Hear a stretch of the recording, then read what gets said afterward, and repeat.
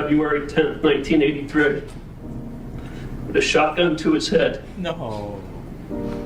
My brother Jay and I ran to Jeff's house after his sister Brenda came to our house covered in blood, crying hysterically. All of these times that we've shared have become cherished thoughts that are embedded in my head and my heart. I don't exactly know at what point I actually fell in love with you. I just know that at this point, each day I spend without you is a torment. Every time I get off the phone with you, I feel alone again. I get through each day with the thought that one day soon we will be together and I won't have to ever feel lonely again. Those are my dreams for our tomorrow. I miss you so much right now that I hurt. I need you, Lisa. Wow. So, yeah.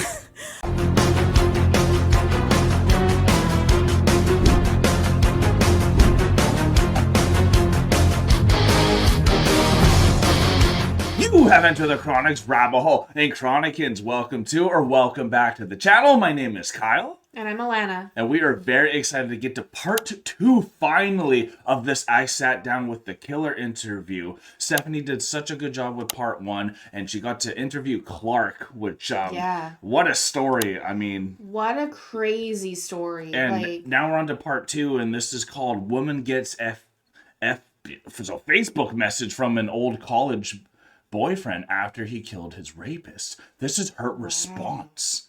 And so that's part 2. So that's just a little there's probably a lot more going on too, because I remember at the very end how part 1 ended. It started talking about his brother, how he went through some of the same stuff. Yes. And he started going through that. And then it was also getting the lawyer and then about to go to trial and all that. Yes. So we got actually a lot going on too, and then mixed in with something else with some romance, I guess, too.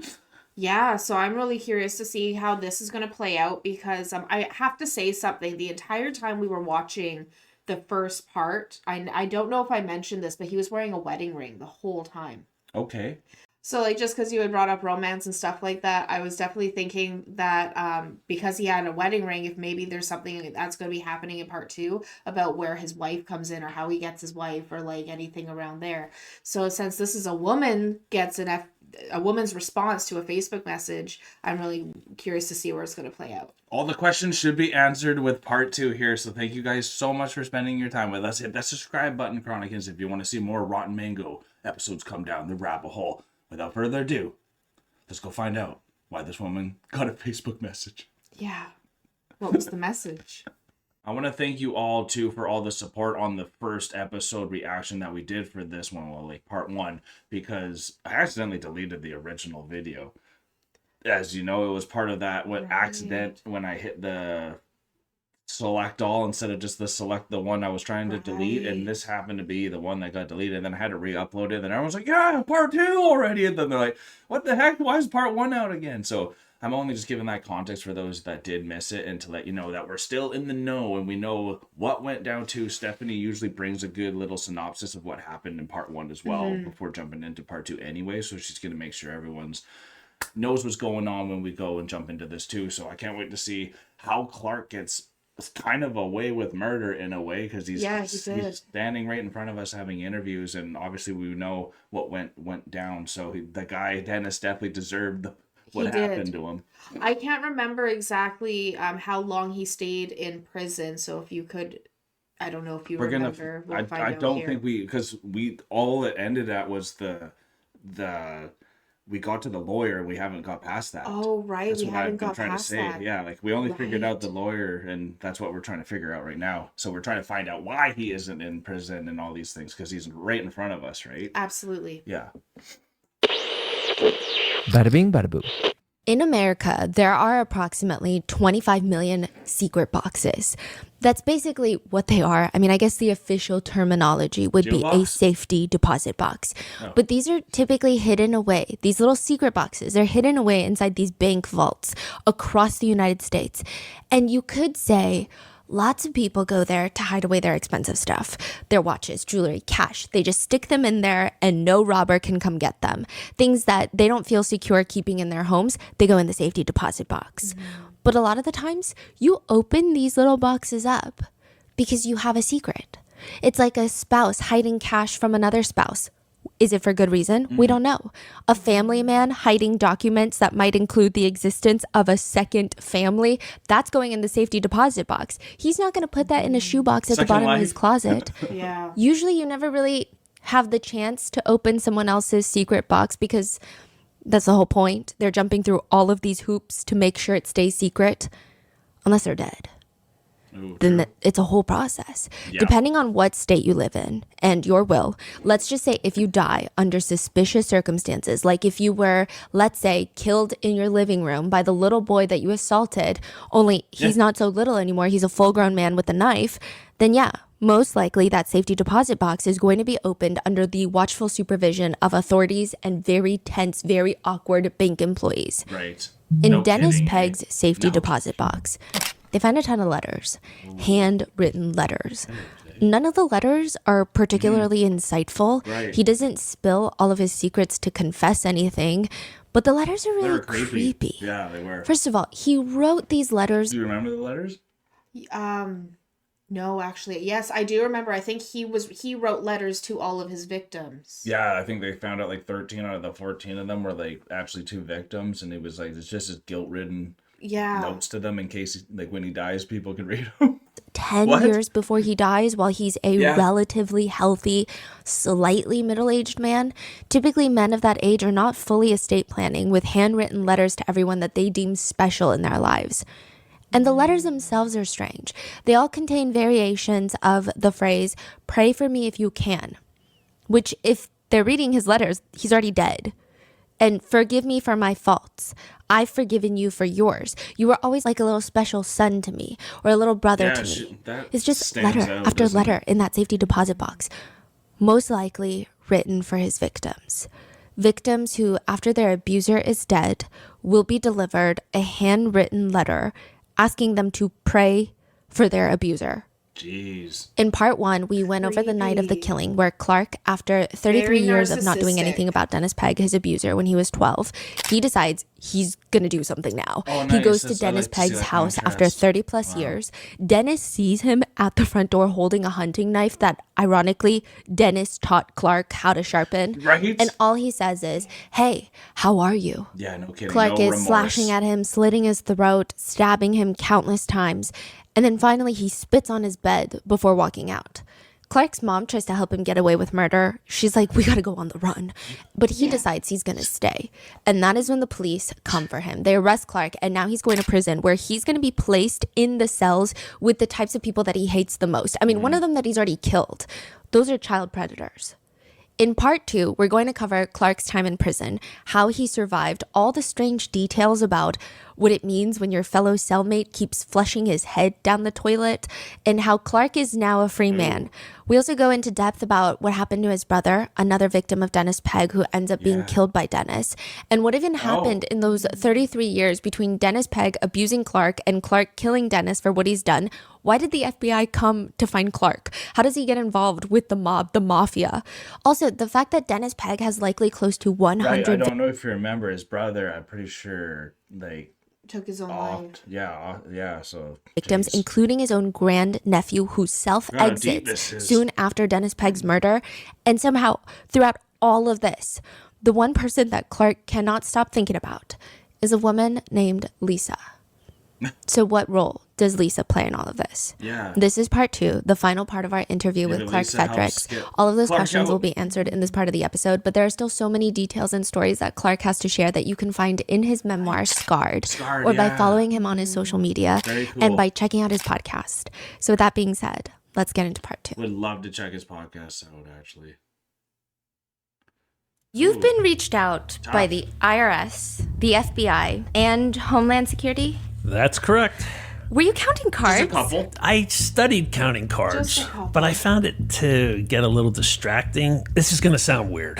Okay. You know, I would go to the casinos and I would walk the casino floor and I would get a vibe for a table. And I'd be like, this is the table. And I'd just get a feeling for it. And I would gamble and I would get a feeling like, all right, it's time to up your bet. And I had an unbelievable 4 or 5 year run in the casinos that was just astronomical. I'm Really? working in the tire automotive field making $700 a week. And I'm down in Atlantic City winning tens of thousands of dollars left Really? and right. Wow. And you're just putting cash in your closet? In my briefcase in my closet. This goes on for how many years? This was a distraction from my pain. Yeah. And it's not like Right. Yeah. It's not like I consciously said, I have trauma from being abused as a child. I need to gamble to distract myself. Yeah. It was just, I'm uncomfortable. I feel uncomfortable. It's my trauma in there making me feel uncomfortable. But I feel uncomfortable and I need something to distract me from that uncomfortable feeling. I need pleasure. I became a pleasure-based, pleasure too. seeker. Yeah, that. Don't address anything. Don't ever go inside. Let's just seek pleasure our whole life, whether it's drugs, gambling, whatever it may be. Seek pleasure. So that's what I was doing with gambling. Like, what is I'm really happy that. Ooh, I didn't mean to mute it, but I'm really happy that he kind of said it was pleasure based for gambling, because I think that's what a lot of gamblers will say with that addiction that it comes to when you're putting the money on the line too. And I didn't honestly expect that from him too, so I also find that like shocking too, and Yeah. just another layer of who he is. And you know what, it makes sense because like every That's fair time enough. I've gone to the casino, there's always there's that rush that when you go, there's an adrenaline when you go. Yeah, So like it's definitely all the lights and the sounds. the lights, the sounds, the Catering, the vibe, everything. Yeah. So like I used to go to the casino. Very true. Right. With your dad So too. a with bunch, my right? grandfather and with And your my dad. granddad, My right. grandfather's the one who got me a casino membership. Right. Yeah, because you can have a lot of fun. Which I still have, by the way. So Amazing. I actually got a casino membership with my grandfather.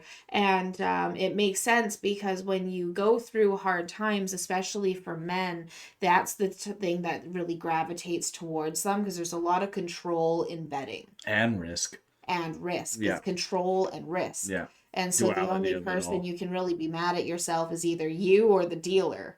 Right. So like it's a very controlled risk taking type thing that Right. you're in. So like it makes a lot of sense when he brings that up. And I love, like you said, how he said about pleasure based and being like, I'm not even going to look inside. I'm not even going to like address what's happening Became a hedonist. because because it's the pleasure that is going to be the best safety blanket. Yeah. Maybe. Seek pleasure. So that's what I was doing with gambling. like what is the most you've lost? Most I lost was $75,000. And do you feel it in that moment? Like I just lost 75,000. Oh yeah, yeah. You can't sleep. It's just acid is awash in your stomach. But again, the high you get from losing is just it distracts you from everything, just like the high from winning.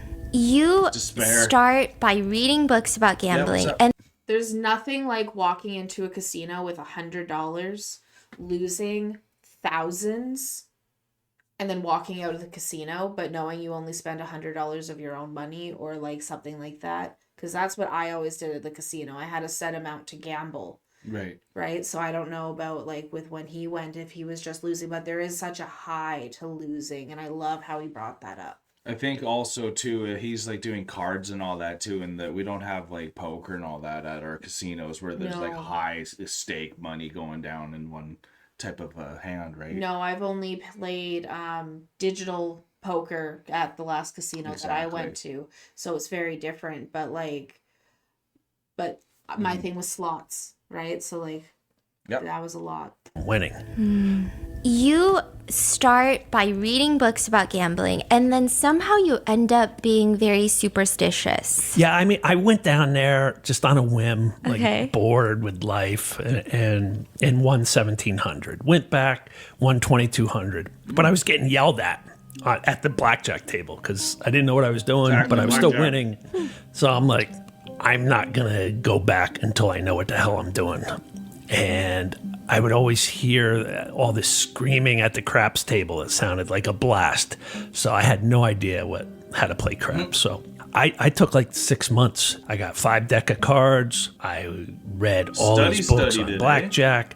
I read books on craps. I would throw dice in my room. I would play all the hands of blackjack. I'd pick which one I am and see how it would affect things, my decisions. And I did that for 6 months until I felt comfortable to go back down. And then just like, boom, like 17,000, 28,000, 30,000. It just went boom, boom, boom, boom, boom. Now that's addictive. Is it true that like if you win or lose, you could blame it on the fact that you stepped on a crack? Like, is that like genuinely what starts happening, or? Those little quirks didn't start right away, but as you start winning more and more and more, wear the same shirt, you start thinking, all right, what did I do? Exactly. Superstition comes in. I better not step on any cracks.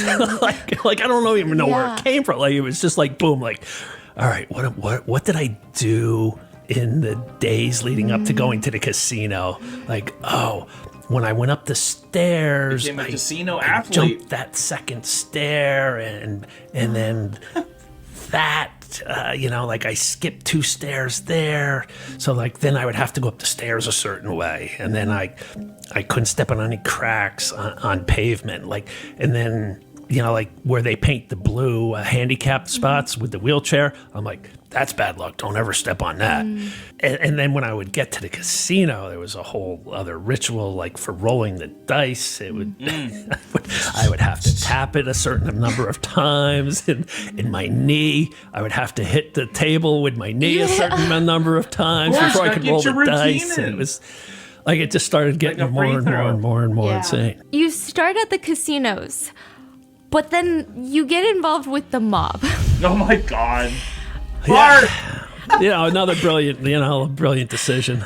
Okay, so you get involved. This guy's layers of what he's done. So many layers. But like when you go through that much torment, I can't imagine the type of distractions you would need to have. Like, I honestly haven't gone through much, and sometimes I feel like I need to numb myself and distract myself, where I see people like Clark here, what he's gone through, and it makes sense why you're gonna want to go do that. So like, you should really, if you haven't had a bad life, be a little more grateful for what you haven't gone through as well, and not just seek out for some of that punishment sometimes too, because I mean it's really hard to see what he's even going through too, even though it's really cool to see how open he is to talking about it. But you can see even the redness in him flushing when these things are brought up too, so there's still all that guilt, and he's so aware of what's going on in his life. And what a character. Absolutely. I would love to get that book. That'd be a great book to get. Absolutely. With the mob. How much do you owe the mob? It was because I needed action every day of the week to distract myself from feeling uncomfortable. So like I couldn't wait to the weekends to go gamble. I needed something. What am I going to do Monday through Friday? Yeah. So it came about that I could, through a bar, I could start sports betting every day of the week. And I was given a no-limit bet. So like I could bet as much as I wanted, as often as I wanted. In 6 months, I was broke, like lost everything. Oh, wow. And in that last week, I was down 20,000, and I didn't have it. Now, you would think, Ouch. all right, it's time to walk away, Clark. But no. I'm going to get that 20,000 back if I can, plus some. So I called the number that I called to place my bets, and I said, hey, I got to move some money around. Can you let me carry that 20,000 over for another week? And they're like, for you, anything. I'm like, okay. Wow. So I go into that next week, 20 in the hole, and I'm like, I got to get that 20 back, plus I want to keep gambling, so I need to win on top. So I just start making really stupid bets.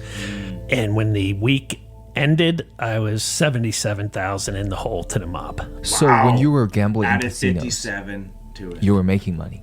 Yeah. How much were you making?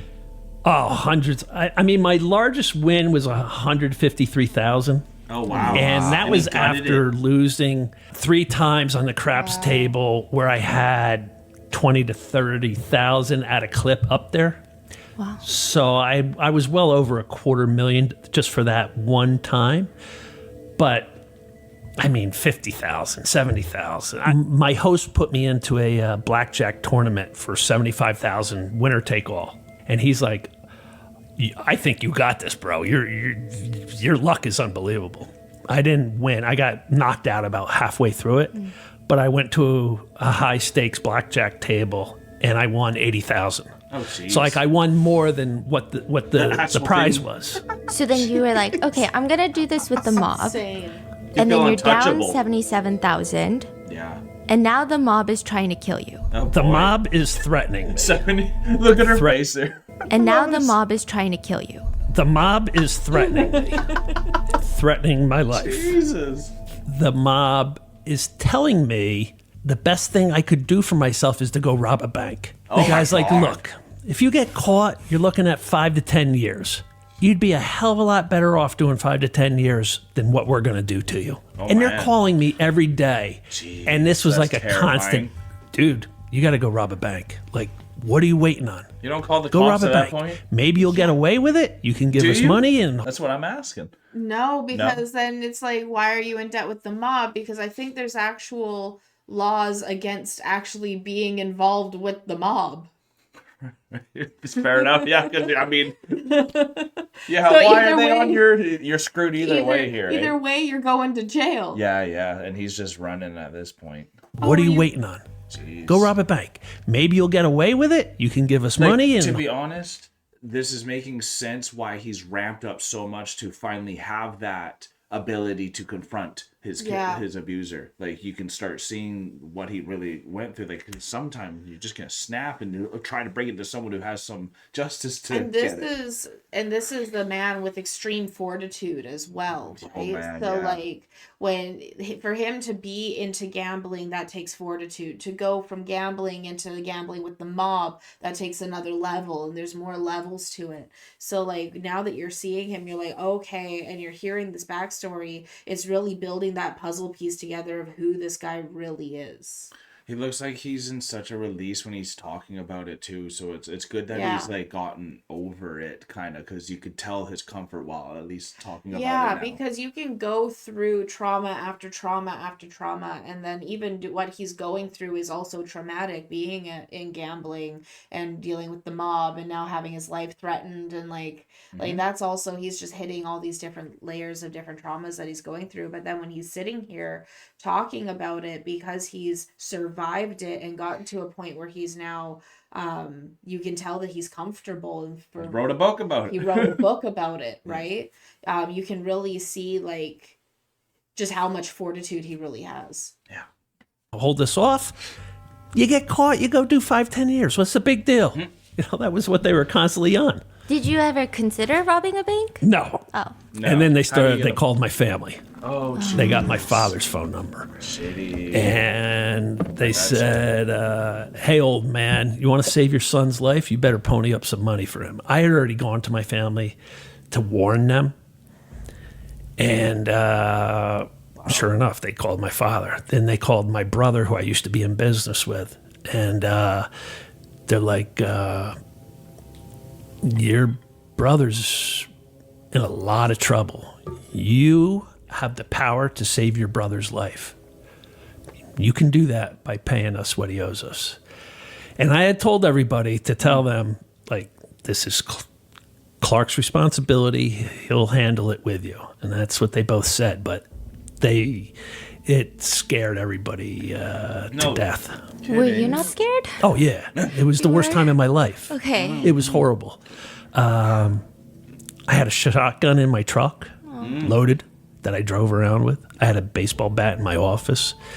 Wow. I was constantly on edge, like just to leave the house in the morning, I got to go to all the windows of the house and look out in the yard, behind the shed, see if anybody's out there, you know.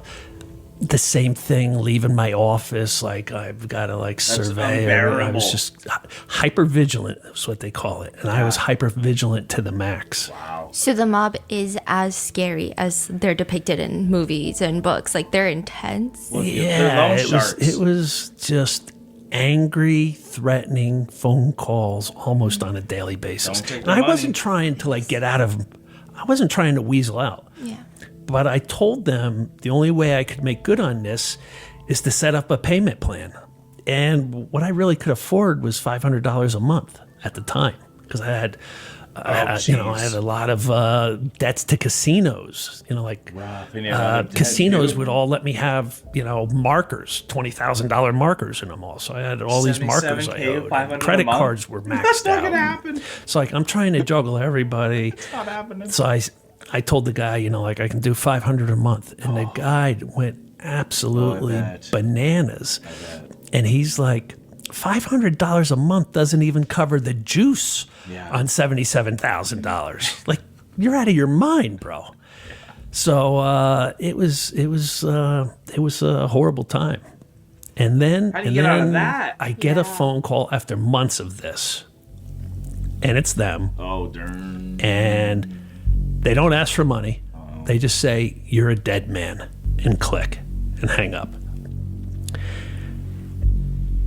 And then a couple months goes by after that where I'm completely like on edge, like can't sleep. You're always listening for every little sound. Like, is that somebody out there? Jeez. And I get a call. At this point in time, we had 2 tire automotive centers. I had one and my brother had one. And I happened to be at my brother's store one day, and his office manager came in the back room and said, hey, there's a phone call for you. I'm like, who the hell's calling me over here? Nobody knows I'm here. I don't know if y'all seen Breaking Bad or Better Call Saul, but he's like a mixture of Saul and Hank. Not Hank. What's his name again? Who's Heisenberg? But like Heisenberg. Will, I think it is, but yeah, the main character, but just like what's going on with him, it's just so many layers. This feels like a script of like a Hollywood show. It does feel like a script of a Hollywood show. He's gotten involved with the mob. He's in debt to everyone. Like, man. I don't know. They asked for Clark. So I answered the phone, and the guy introduces himself as a special agent with the FBI. I need to meet you at your Newton location, the store I had, on Thursday at 3:00. And I'm like, well, bro, like, you got to tell me what this is about. He's like, no, I don't. He goes, I'll see you Thursday at 3:00. And he hangs up. And then your mind just goes like in a million directions, Like, jeez. Am I dead on Thursday? I couldn't fathom what the FBI is coming to meet me for. At that point, if FBI is coming to you, that's why I was saying, why didn't you call at the beginning? I don't know. That's all I'm saying. I was doing some. You think you get away with that? And I'm like, is the FBI going to try to pinch my dealer by put pressure in me? Like, I'm buying a gram of, like, when the FBI's getting involved on a gram of. So I had no idea what it was. And then the guy came to the store. Wow. And clearly it was an FBI guy. Wow, okay. And said they had an informant inside one of the major crime families who told them a hit had been put out on my life for my gambling debt. Wow. And if I didn't think it was real before then, that really That's made as real everything. as it gets.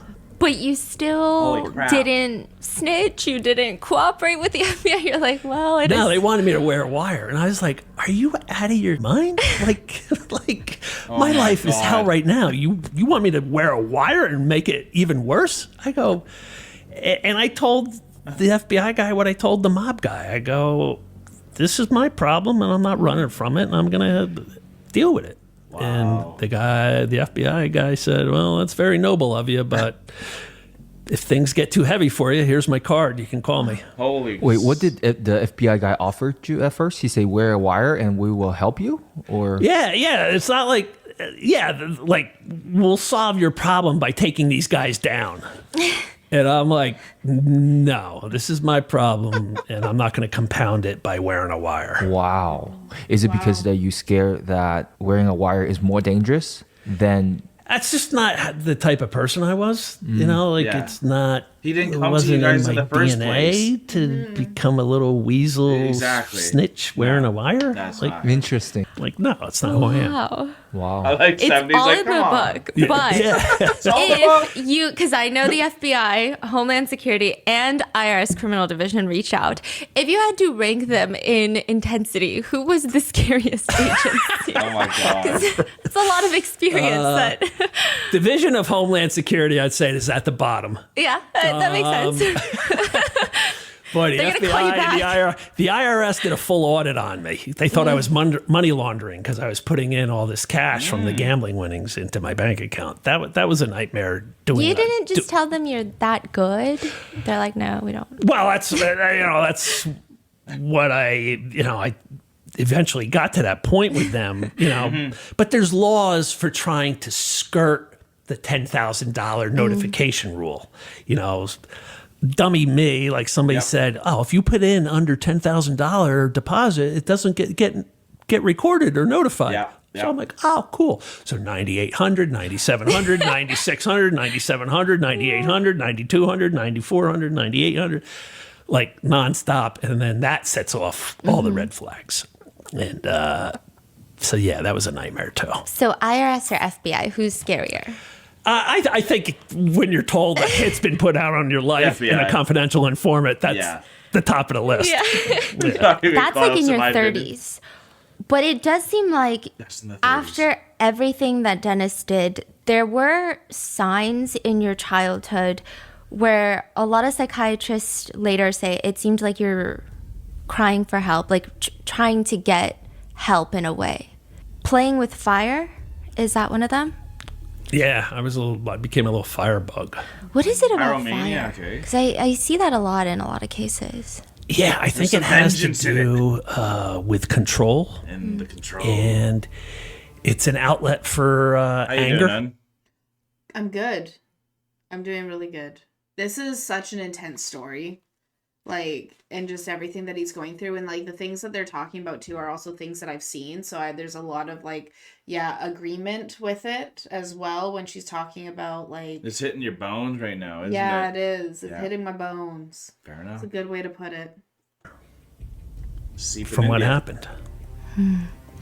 So you're just lighting matches, or are you lighting things on fire? Yeah, I lit our house. We had this screened-in patio bar area out back, and I lit the corner of that on fire. And guys happened to show up that were going to be painting the house, and the screened-in porch things on fire. It had been smoldering overnight and caught on fire when they got there. And we had a huge backyard and raked the leaves into a pile where the swing set was, and you'd swing off into the leaves. That's pretty cool. Well, I just took a can of gas all over the leaves and set it on fire, and this big fire exploded. And Bonfire. These are big fires. Okay. It would have been so fun. yeah, and then another sign of abuse is shoplifting, and I got caught shoplifting. Yes. And it's the same thing. It's It's interesting. That is it's a an sign. outlet for anger Yeah, and yeah. pain. It's a No control justice issue. again. You're yeah. So those were signs, and I started smoking pot right after the abuse. 12 years old, started smoking pot, drank heavily in high school, got suspended for coming in drunk. Right. Got caught on a class trip to the Jersey Shore, drinking on a bench with two other buddies, and the chaperone teachers come up behind us and seriously, guys. Yeah. My principal threatened me that I wouldn't graduate with the class if at the prom he even had the hint of alcohol on my breath. Did you ever feel frustrated that these teachers are saying these things to you, but they don't recognize What's going on? what is underlying underneath that behavior? Was there any sort of frustration or anger towards them? No, I'm, you know, It's not his style. there was a thing with the essay I wrote, which is unbelievable. I would hope that times have changed. And you know, your audience, you know, in the book, they'll see this essay I wrote, and I put a lot of stuff in there in this essay that was, it just screams I've been abused. Yeah. You know, like I need help and I've been abused. Really? And the teacher gave me an A and said use more paragraphs next time. What? So like if you see Wow. a sudden change in behavior in a younger person, there's a reason why. Yeah. You know, like shoplifting, fire, weed, drinking, getting suspended, getting detentions, getting caught on class trips, getting threatened by the principal. Like writing this essay that screamed, I need help. And I don't know if it was a sign of the times, but it was all right there, and you know, nobody picked up on it. Yeah. That's why you What's got to be aware, y'all. interesting about your case is that, because I know there's a lot of cases where maybe victims' family and parents are not as involved in their lives and they might be missing a lot of the larger signs. But it seems like your dad was picking up on these signs and he asked you multiple her times notes. Yeah. Yeah. and you never told him what happened.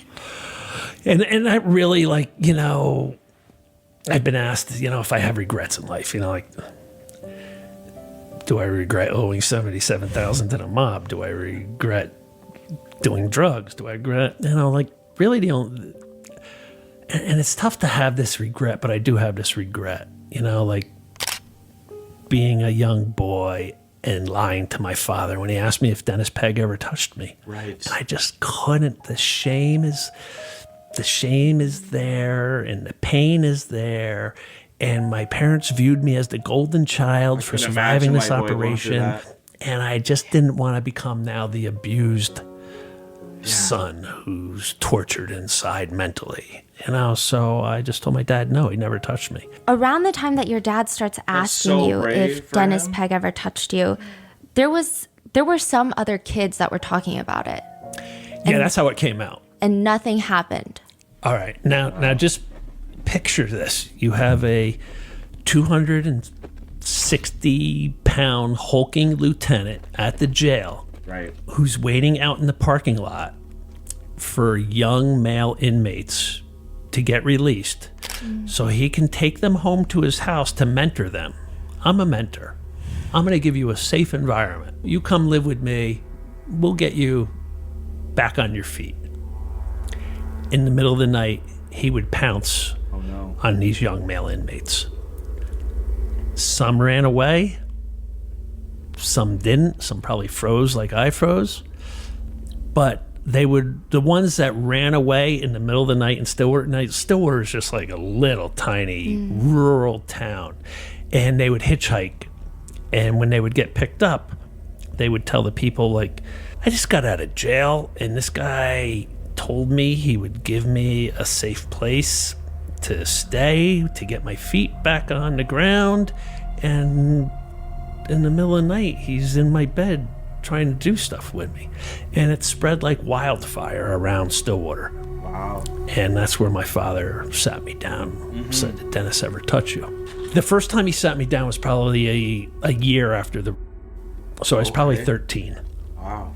The second time was when a waitress in a donut shop told my father over a cup of coffee that her son, who was a classmate of mine, same grade, from Stillwater, in the Boy Scouts, had been by Dennis. Wow. And my father came home after she said that, and this time he said, before you answer me, I just want you to know you'll never have to go to the cops. You'll never have to testify in court. Wow. I'll take care of Dennis myself. Did he ever touch you? So is my father saying kill Dennis? Yeah, that's scary to That's how I admit. took it. And that's way too much weight to put Yeah, too much. your teenage son under. Like, as tempting as it was, like, I was tortured over that for a long time. Like, man, do I tell him? Do I tell him? Do I tell him? I want Dennis dead.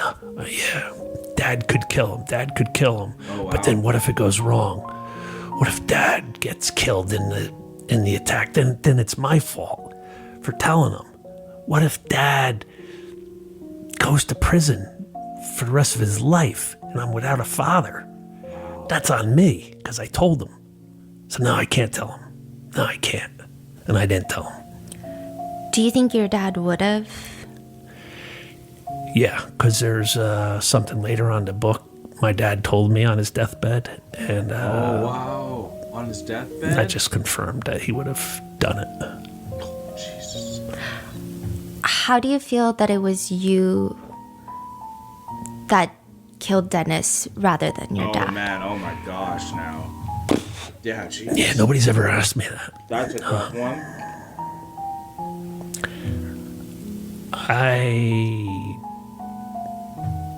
I feel better that it was me instead of my dad. Okay, yeah. Well, you wanted 'Cause yourself. Sending somebody else to do your work to, It's not you. like, look, if I did it and I was either on a suicide mission, I was either going to commit suicide after, or I was going to do life in prison. That's on me. I don't want to be responsible for sending somebody else to do life in prison to get mortally wounded maybe, or to commit suicide after they do it. I don't want that on my shoulders. It seems by all accounts you were a very smart kid, and you Yeah. end up at Northeastern. Yeah. I'm just going to give you a little breather. You all good? Yeah, that's just so powerful, especially that he was sat down twice. So, like, his dad and I think knew. it's 3 times in total, too. That was Three just the first times. 2. Yeah. Yeah.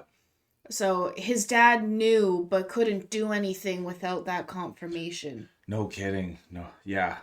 Couldn't even open up a conversation about it without confirmation. And he might have only knew after the fact that he's brought out the thing. I don't know if he was on his deathbed after the memoirs like come out or Yeah. anything like that's something I would We be don't interesting know to the know time- too. the I'm actually timeline. assuming it was after, and that's why on his deathbed he wanted to confess. But maybe I could be wrong Yeah. there too. But pretty intense. Like the way he's sprinkling this too. If you're into this stuff, a great way to support Craig clearly is getting his book, and like Purchasing I, that book. I think we should.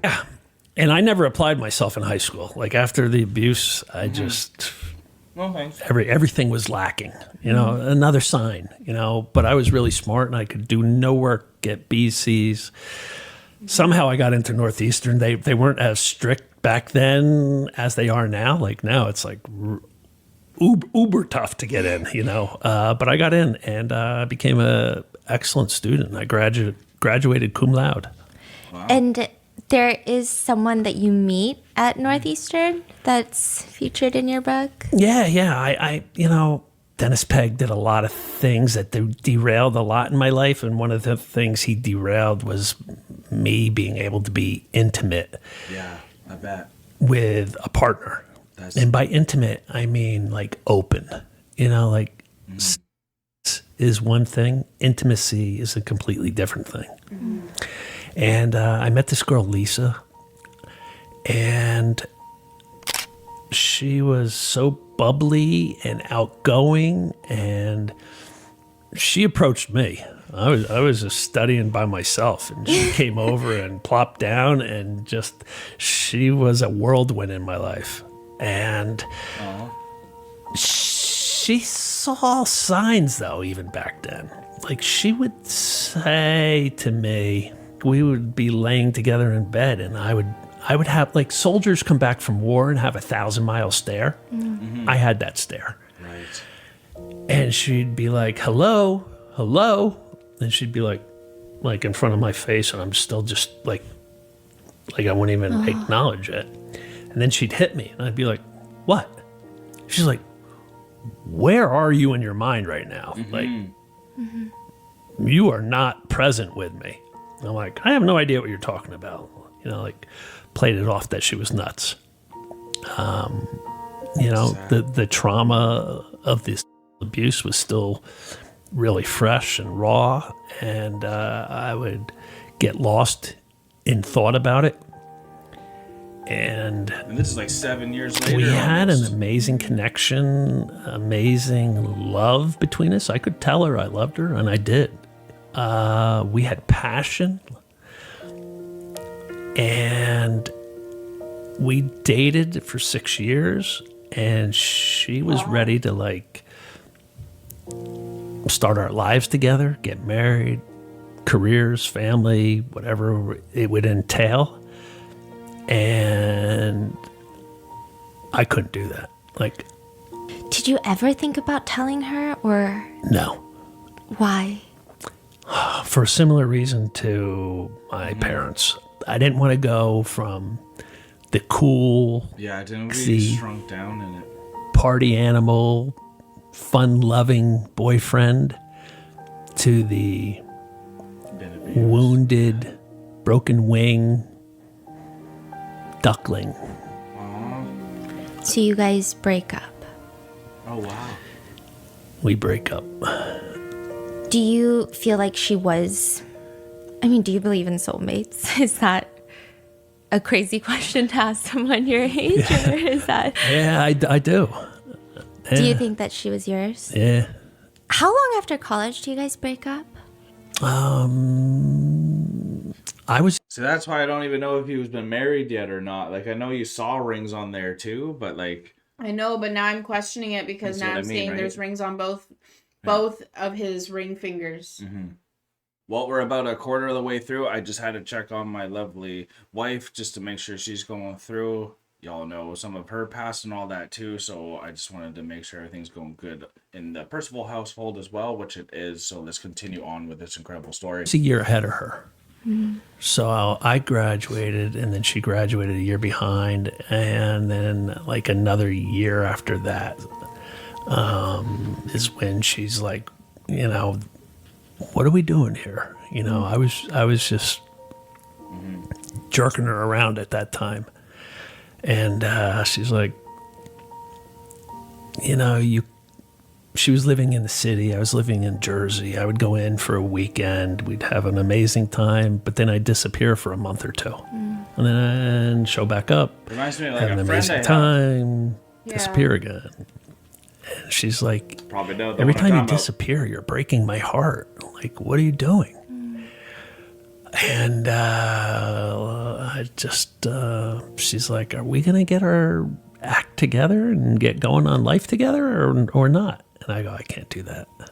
Like everything is subconscious with abuse. Wow. That's sad. It was just like the thought of getting married, being tied down, scares me to death. It makes me feel really uncomfortable because being tied down and scared to death is how I was in that guy's house. Right.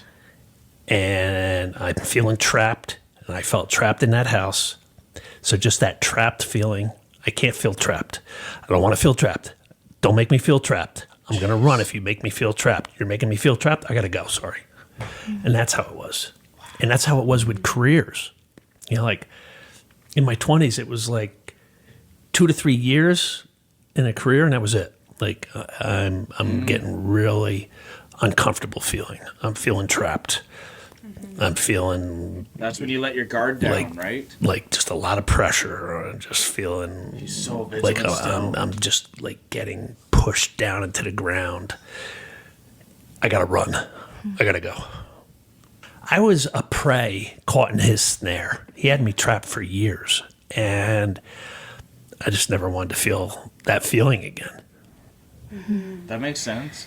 Just a interesting And observation. for people, even that friend I was mentioning, when we recently went out to Walmart, just couldn't handle the trapment of it. The So entrapment of many Walmart, all people. the So people. I think people that have gone through stuff and all that too, and are very substance abusing at the time as well too. Like you could just see why they never want to be trapped, and like Yeah. it makes a lot of sense to me because like that means why you got to just keep moving on to the next pleasure. That's all this You is. don't have to comment, but it's interesting because you feel that way with relationships and careers. But in your book, you don't use this terminology for your careers, but you do with Lisa. You have this tendency to write post Lisa when describing certain events that happen after Post the Lisa. breakup. It's very interesting. Back in college, myself and my 2 roommates and Lisa and her 2 roommates, we all dated. So the 6 of us were always together. Interesting. 2 of the couples didn't make it, Lisa and I being one, but one of the couples did. They got married. After college, you guys break up. That makes them happy. You're in, Yeah. the FBI's calling you, the mob is after you. Everything is kind of everywhere. And then you kill Dennis Pegg. Yeah. Like, Jeez. in So your, I'm just going to let my cat in too. She combines everything for us. Wow. Post Lisa, everything went haywire. It all caught up. I can't wait to see where this goes. This is just leading up to something even bigger. darkest time you never thought, like, maybe I should reach out to her? Constantly. Over the decades, constantly. What stopped you? Just the way I was living, the shape I was in, the shape my life was in. Like, Yeah, that's fair. I had so many grandiose fantasies about finding Lisa and sweeping her off her feet and riding off into the sunset. But I've got the mob wanting to kill me. Like, Yeah. I'm really going to bring her into that. That's the whole point. I'm going to go find her, sweep her off her feet, ride off into the sunset. But I'm addicted to drugs and alcohol. Yeah. Really? I'm going to bring her into that? That's fair. That might be So the you don't- most. So there was never a good time. Yeah. I talked myself out of it. I would talk myself into it, and then I talk myself out of it. So you don't not reach out because of you. You don't not reach out for her. Like, you don't want to bring her into these things. So Yeah, I don't want to hurt her all over again. Like, I knew I hurt her back in the day, Yeah. and I cared so much for her. I didn't want to do that again. No kidding. My life, from the abuse to the murder, it was tumultuous, to say the least. Like, I was off wandering in the desert for 30 years, like, just going down one the bad desert path trying to after find another. pleasure. And I Ooh. couldn't bring her into that. That's So now you're in jail. You're facing life in prison after the killing. wow. So that's You're what it looks- withdrawing from wow, drugs, Just look at that being for a second. life in. Because that's like, saw him as a kid now, seeing him doing this. Don't know how much years have passed since this moment to right here too, but you can see such a shift even in that. Such a change. Yeah. prison after the killing. You're withdrawing from drugs. You have a hole in your hand. Yeah. I mean, what are your options? To plead insanity? Like, do you have any options at this Right. point? What's going on in your mind the first night in jail? Well, they put me In the suicide cell, yeah. which is exactly where I needed to be. Do the lights turn off in there? No. No. I feel like that makes things worse. No? Okay. You know, the camera's in there, and, you know, it's on you, and yeah, it was hell. I think what's interesting is I was reading through all of like the psychiatric reports that were done when you were in jail. Did you feel like a lab rat? It seems like there's so much debate about your state of mind. Do you feel like you're just being poked and prodded at? And Yeah, like those psych exams were like nerve wracking. You know, bet. it was What you say you know, 'cause determines your outcome.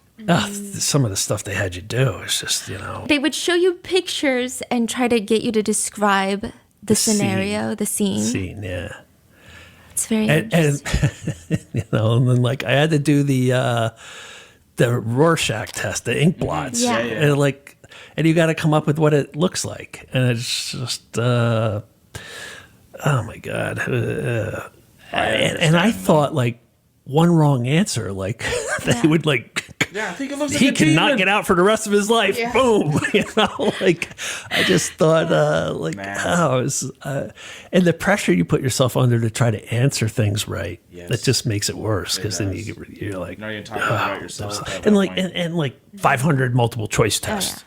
like, boom, you gotta take this 500 multiple choice test. Like, and they ask you the same question in that multiple choice test 4 different ways. Yeah. Seeing if you switch like up. they'll reword it, but it's the same question to see if you answer differently, you know. It seems like you were honest. I don't know. This is one. So you were shown a picture that is not provided, but you say that it appears to be a man who's pulling away. She's trying to hold him and talk to him. Maybe he drinks too much and has anger problems. So it feels like you took these tests very seriously. Like, it doesn't seem like you were trying to answer how they wanted. Almost feels like I'm talking about Lisa and I. Yeah. Yeah. When you get to prison, eventually, you have to carry around a file so that if someone accuses you of being a pedophile, prisoners will show their file. Were there a lot of pedophiles getting beaten up in prison? There's a lot of fights, but it wasn't necessarily the pedophiles getting beaten up. Believe it or not, the prison likes the pedophiles because they're the snitches. It's like they use them That's so interesting. to be snitches. Oh, So they're ready to be brown they, nosers. you know, like they hate what they did, but they use that against them to get info out of them. So on the unit I was on, I was told by my therapist that 2 out of 3, I was told 1 out of 3, closer to 2 out of 3 guys on my unit was there for a crime, mostly involving children. I was are you kidding me? It's rough. And I'm like, hi guys. oh, yeah. And I having to go in that environment. You know, I was told, one of the guards told me, like, oh yeah, they're our snitches for us. You know, like they give us all the dirt on guys. If you hear about a pedophile that gets beaten up in jail, did you feel anything? Were you just like... Well, in the county jail, the tier I was on was not supposed to have any. And yet, somehow, I was told by paperwork getting mixed up, they kept putting pedophiles on my tier in the county jail. Wow. And they kept the guards in the county jail hated the pedophiles. The pedophiles in prison, they use them. In the county jail, they hated them. Okay. And they would come up to me and be like, that guy that just came on, he's a kitty toucher. So like they would be like egging me to on do something. To like do something. But that would have made your life exponentially harder. If you did something. As well. Yeah, and I... Tough position. I was cognizant of, like, what will that look like to go to trial, to go to sentencing, and all I've been doing my whole time here is beating up pedophiles. Like, how could they possibly release me then? No. But I would tell them, myself and another guy would go sit down with them. And I did this a couple times early on, and then I just let 2 other guys down. And we would just say, look, man, we got word that you're a kitty toucher. You know what they call them in there? I don't even know if I put it in the book. I don't but think so. Tree jumper. A tree jumper. Oh, I get it. Think of the so I can take my guess. If you think of Adam Sandler, Little Nicky, one of the first scenes is the guy in a tree peeping through the top, because usually it's a traditional house where like the bedrooms are on the top and then you can peep through the window. Oh, and then right, when you climb off the tree and then you're peeping through the window on the tree. Yeah, that's what the vision came through. But that's like every stereotypical young like movie when you're that you have your bedroom and the window overlooks the tree or the park or something like that. So a tree jumper, that makes sense. No. I was saying like someone goes on the tree and peeks through a house to see like creepy. Yeah, that's what. Okay, I'm saying the same thing, just reversed. No worries. I just heard a park and all that, so I got confused. You're a kitty toucher. You know what they call them in there? I don't even know if I put it in the book. Came in bad. I don't but think so. tree jumper. Tree Why? jumper. Think of the guy with an overcoat on, hiding behind a tree, and then a little kid walks by, and they jump out and open their overcoat. Tree jumper. So like that's what they're called here. Like out west in California, they call them chomos. Chomos. Oh, Child molester. Yeah. Chomos they call them. But here in they're Jersey, called in New York, Canada? they're tree jumpers. What was it again? They're called a goof. A goof, right? Yeah. Yeah, definitely. Heard that before. And sort of, the guards would either say kitty them toucher, goofy. or that's a tree jumper.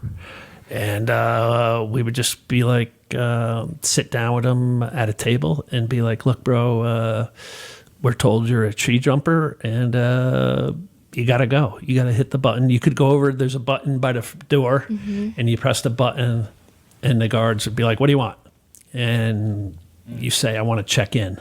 Means protective custody. Oh. So I did that a couple times. I'm like, look, if we're wrong, I apologize. But it's not safe for you to stay here because that's the word now. Wow. And somebody's going to come after you. And they'd be like, it's not me, man. I'm not here for that. I'm not here for that. And we'd get up and be like, Hey, take it or sorry, leave it. bro. And we'd walk away, and within a minute, they'd go over to the button and be like, I need protective custody. So you never wanted to maybe punch one? Definitely does. No, like, I wasn't there. Like, if, and I've said this, like, if I got a life sentence, Maybe you'd then punch all one. bets were off. Yeah. Right. But I wasn't. And my therapist told me Yeah. about how many were on my unit because she didn't want me to do anything stupid. She goes, don't tell the guys on your unit what you're here for. Yeah. Because it's called putting a battery pack on your back and amping you up.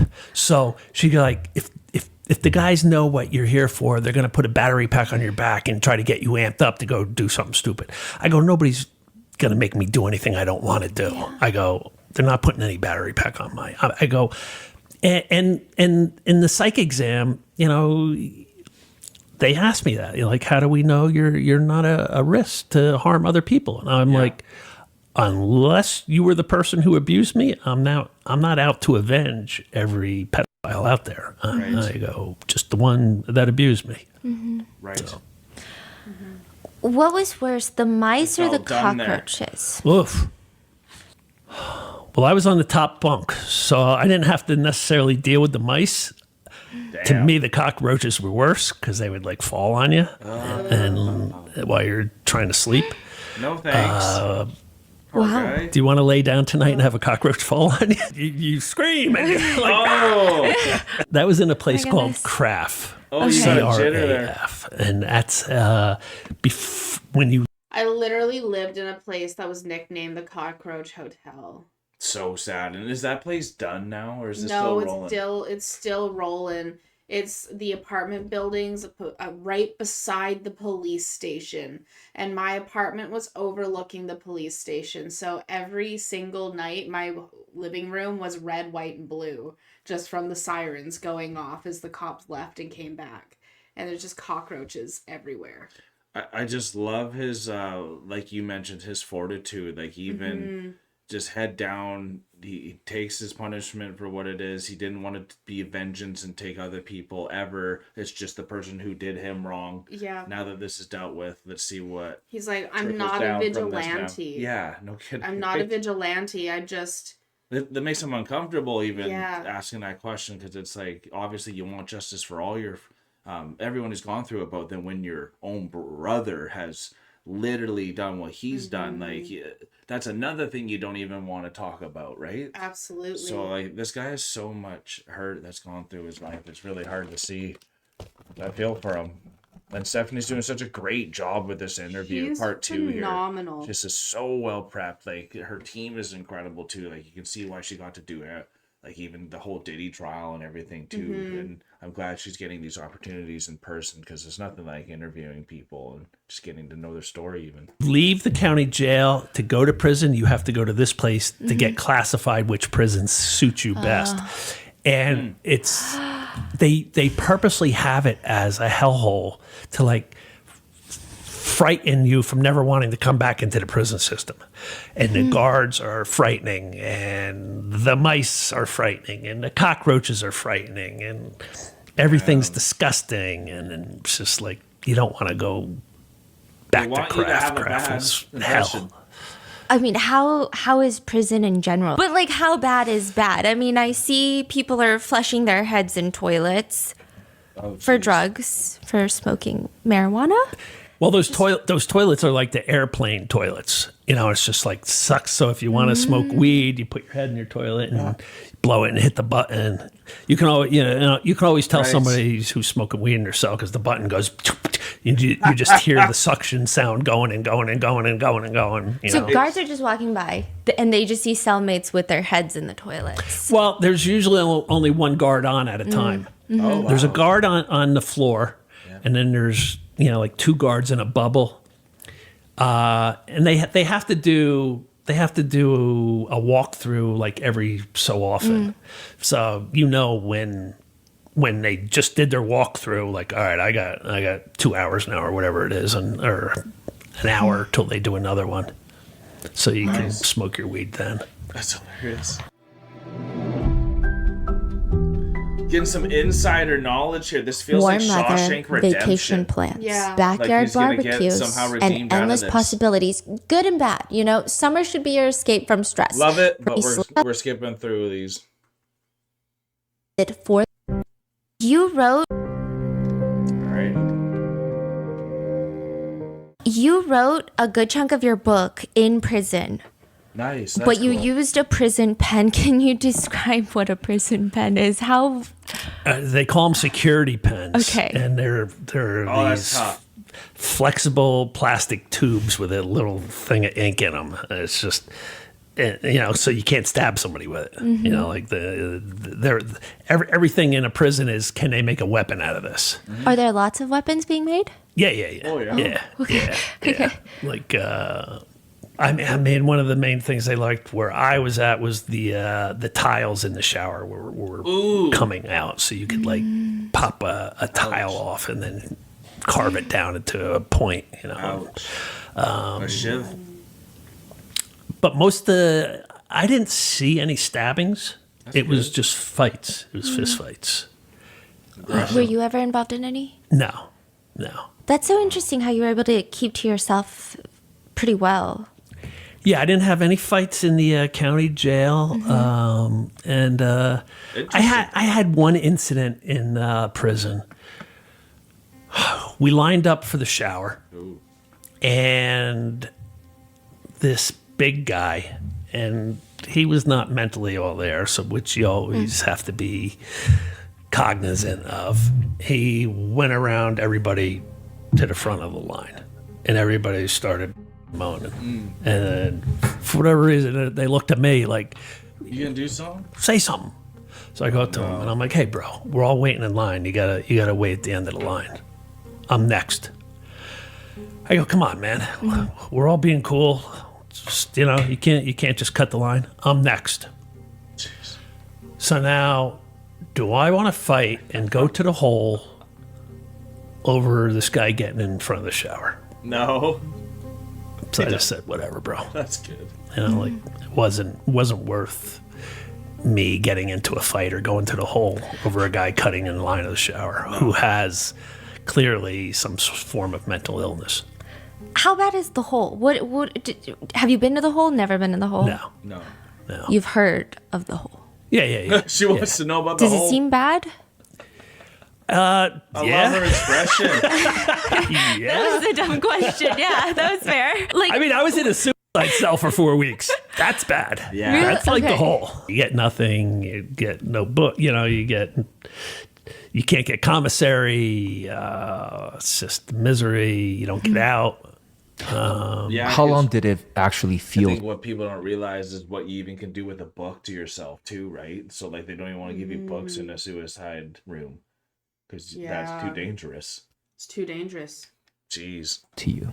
The suicide one. The 4 weeks. Yeah, that was long because the suicide cell was right next to the intake, so people would be coming in like drugged out, off the wall, loud screaming, wanting to fight the guards. There was women that were wanting to fight the guards, spitting on them. Always commotion. There's other suicide cells there, so you got guys screaming all hours of the night. It's cold. It's freezing at times. It was just miserable. Sounds like So hell. it did not make you less suicidal.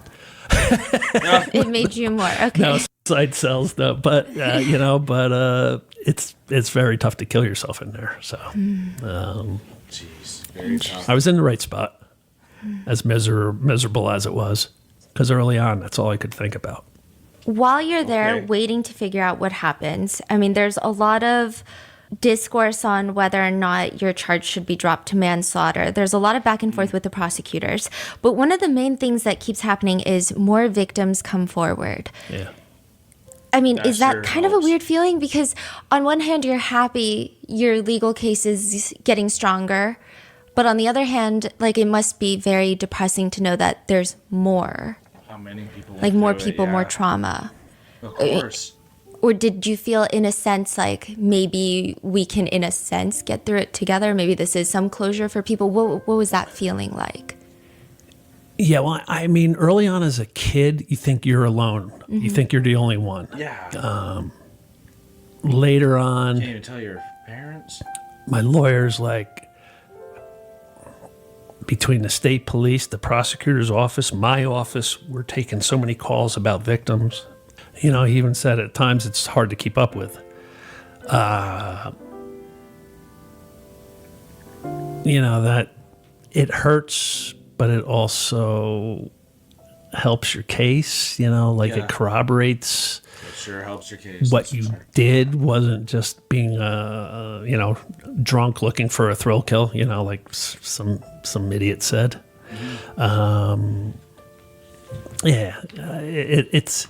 It's tough to like know that you need other people's pain to come forward to help you, you know. Yeah. Yeah. But hopefully it would help them to like speak out, because that's the only way you can heal is to speak out. You said, like some idiot said. I had the article from Oh, the boy. idiot. Oh boy. Okay, I'm going to read snippets of this article, but I do have questions later because And I don't know if we should use his name. I don't even want to give him. he's deceased. Yeah. Who, the guy who wrote that? Yeah. Ernest is dead. Really? Yeah. Wow. I know. We did share a little chuckle over that one. Yeah. Okay, read away. Wow, that's unbelievable. Wow. I'm not supposed to mourn, am I? We did share a little That chuckle. was really interesting to see in real time, y'all. Like, name. I don't think you'll ever see something like that happen. Do have in a long questions time. later because And I don't know if we should use his name. I don't even want to give him. he's deceased. Yeah. Who, the guy who wrote that? Yeah. Ernest is dead. Really? Yeah. I know. We did share a little chuckle over that one. He's trying to stop it. Okay, read away. Wow, that's unbelievable. I'm not supposed to mourn, am I? Wow, you just blew me away with that. Yeah, look at him. Holy smokes, you guys really did your work. His article is crazy. He's like, oh, That? Yeah. you're gonna give him And a heart it's a attack. very intense article. And did you, I mean, I'm curious to know if you read it while you were in jail, but it reads, Dennis Pegg was the kindest, most considerate, and gentlest man to ever have graced the earth. I did read it. You did read Yeah, it. you get the papers in there. And I didn't read it at the time because I was in a suicide cell when it was written, but it was mailed in to me and I read it. It is disgusting that certain lowlifes only now are coming out from under a rock to besmirch the stellar reputation of a man who can no longer defend himself. Wow. So a victim is a lowlife. Did you have any sort of, like, what was your reaction when you're reading these words? I know it wasn't right away, but It hurt. You know, like to be to see. Hey, Avery. Hey. How was work today? Good. They kept me all the way to closing today. They needed your They expertise, needed your elbow grease. I found out my mornings are so difficult sometimes. Yeah, because you carry over. Whenever Paul Yeah. is the guy doing the dishwasher, because he was the last guy in the restaurant with me, he just leaves the last dishes for morning crew. Oh wow, doesn't finish up. He doesn't finish the last dishes, which is why sometimes it's so hard. Right, that makes sense. Glad you're home. That was a long day for you. Yeah. Proud of you, bud. Hey. Proud of you, Avery. To have a good rest tonight.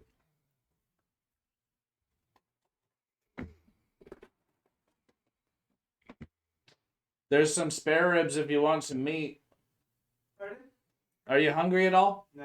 All right, sounds great. Have a good sleep. Thank you. Awesome. Someone I hope that could like break some of the to some of the see tension. someone Good interaction.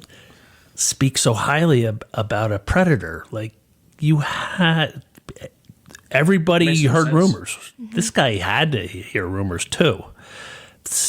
But to discount that and build this guy up as something he wasn't, you can't rape little boys and do something good and just people That focus erases on it? the good. No, you're little boys. Yeah. Like any good you do is out the window. You sure hope And yet so. Ernest wanted to just focus on That the doesn't good. always happen. We know that. Wait, did we talk about who wrote this article? Yes, his name is Oh, look at Ernest, him. and he was Ew. very friendly with Dennis Pegg. Very close friends, and also his attorney. He also owed Dennis Pegg $12,000. No. I mean, the things you can find on the internet are very strange. That's nuts. I don't know, but he is since deceased. But I just find it like unthinkable, because even if I had a friend, but all these victims are coming forward, there's no way that you can write these types of words. It just doesn't make sense to me. I mean, Yeah, I mean, he had to know the room. I hate to speak ill of the dead, but you could come up with all of those things if you're in the same community. Of course, yeah. And you could write all of those things if you believe in the same whatever, right? Like, don't want to, but you get what I'm saying. I actually kind of don't.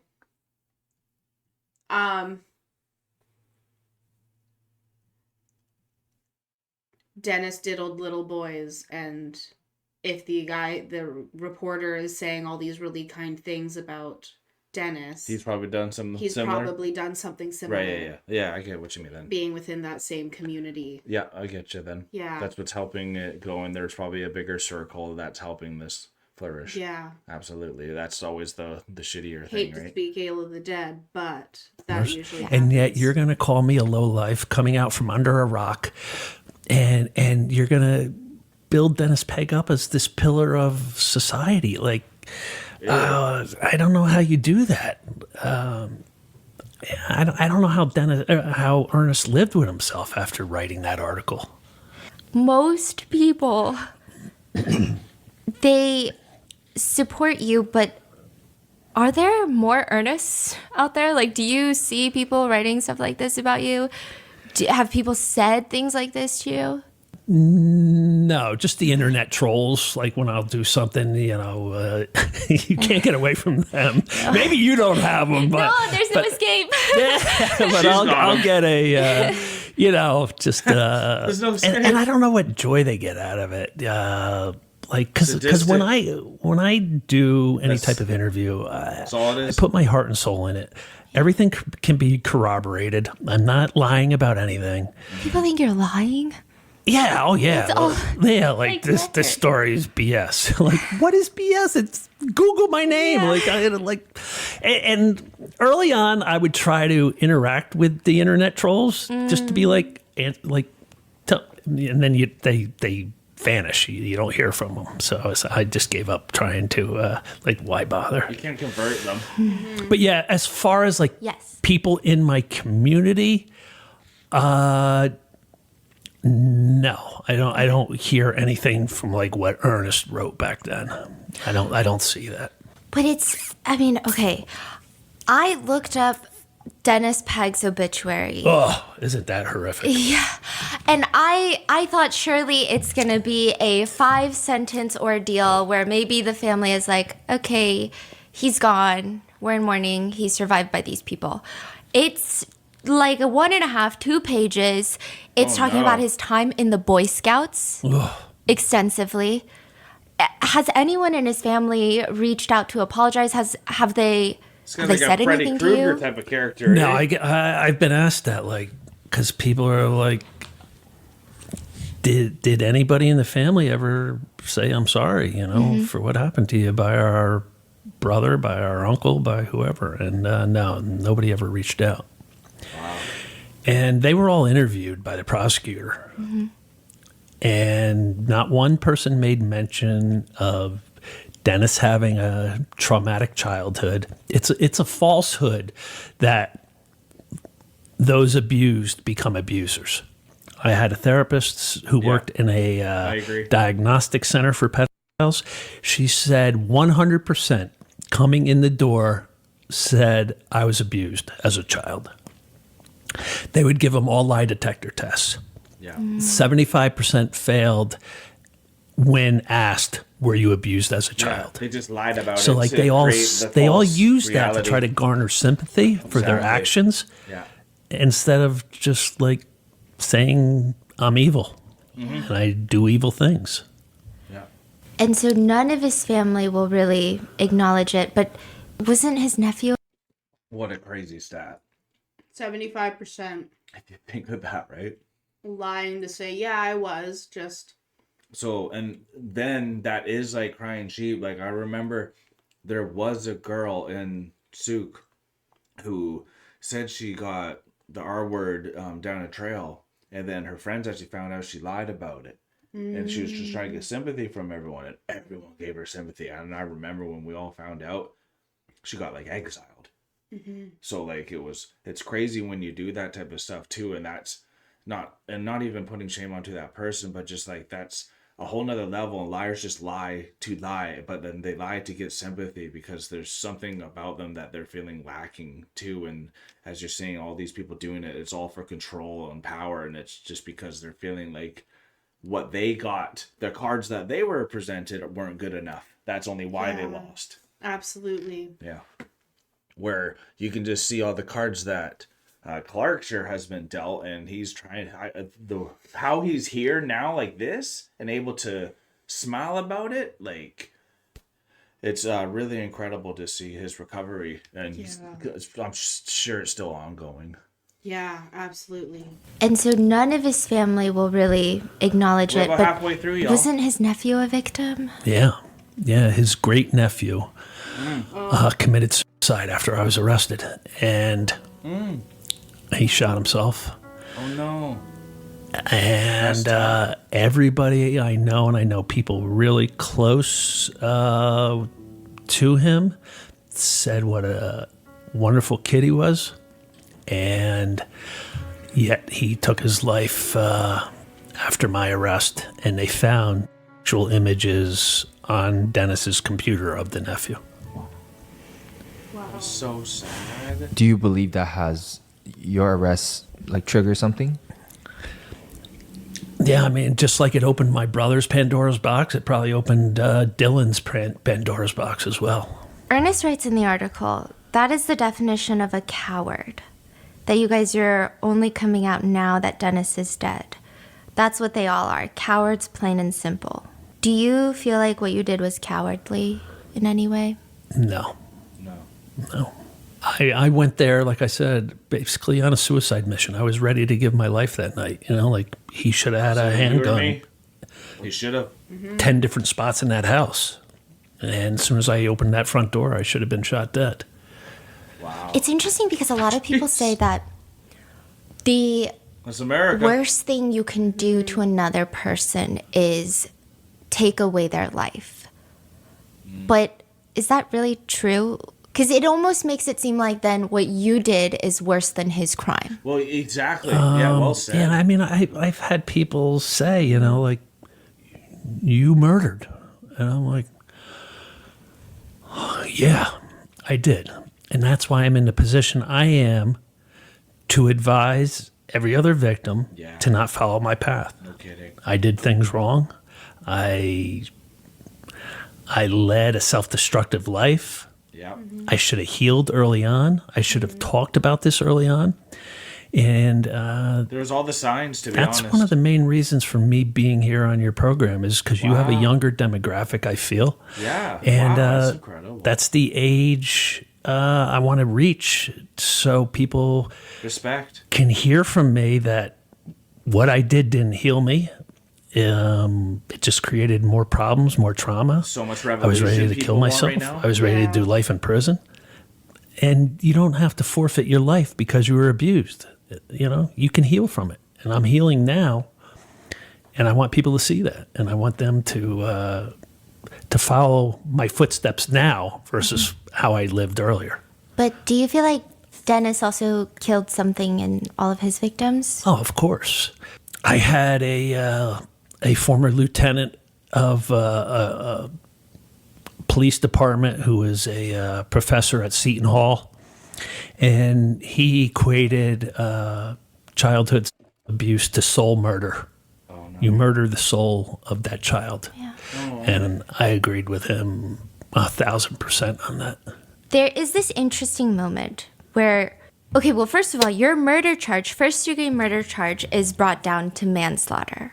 Okay. So at some point, the prosecution, they come around.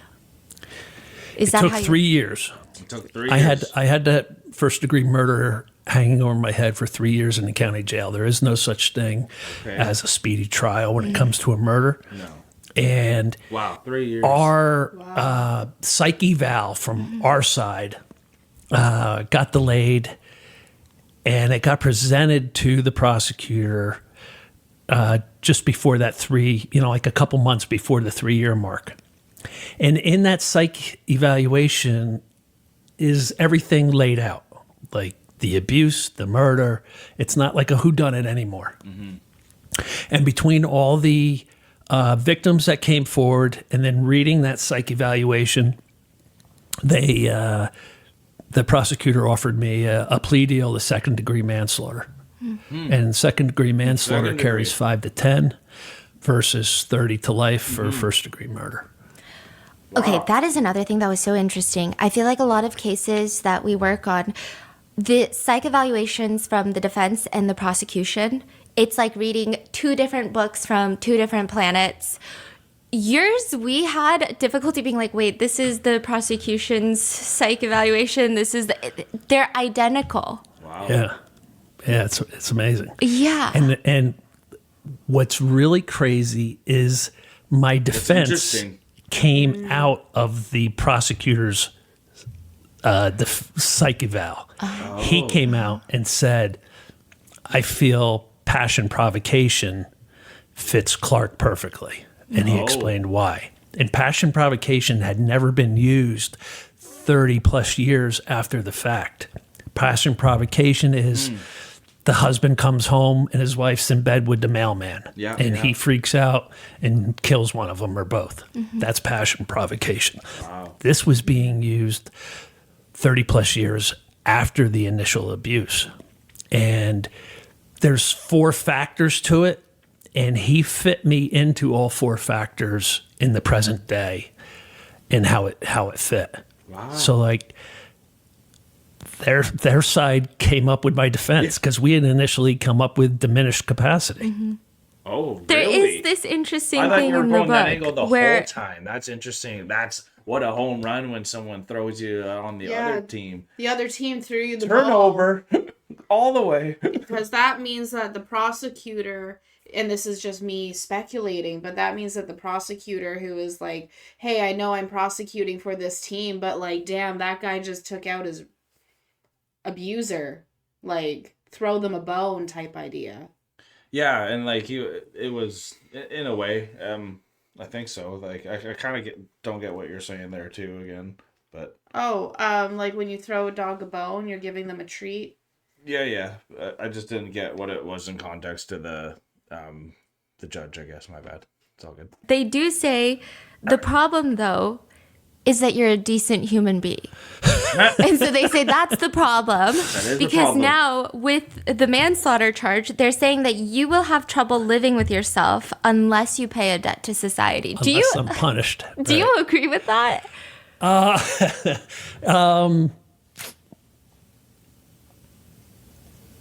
Strangely, yeah. Yeah. Yeah, I because I've said to people, like some of the trolls, I'm like I paid my debt, like I did what I was ordered to do, Yeah. and it gave me time to think about life, to redirect my life, to think about what I want to do with my life. I needed to be away from drugs and alcohol. I needed to bring healing. I needed to confront my demons. Yeah. And being locked up, even though I was in hell, prison is hell, I was able to do that. Oh, I'm so sorry. One thing, though, I will say is I'm going to link it in the description, but you have this insane interview with the prosecutor that was on your case. Wow. I thought it was the most... You guys have such interesting interactions. I'm like, how do you interact with someone that was trying to, at least at some point, make you stay in prison for the rest of your life? You guys are interviewing, is it a weird dynamic, or you guys are just buds? Like, what?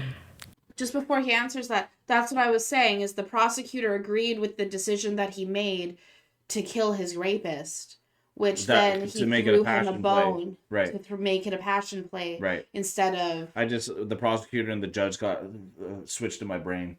Fair, that makes sense. And that's why I brought up even the judge when I said I was confused. That makes sense. When you said prosecutor. So yeah. I get what you're saying now as well. And he even then had an interview with the prosecutor. I know, right? Right? And the prosecutor looks so happy to be talking to him. Looks very animated, and what probably a relieving moment for someone who has to prosecute people for a living.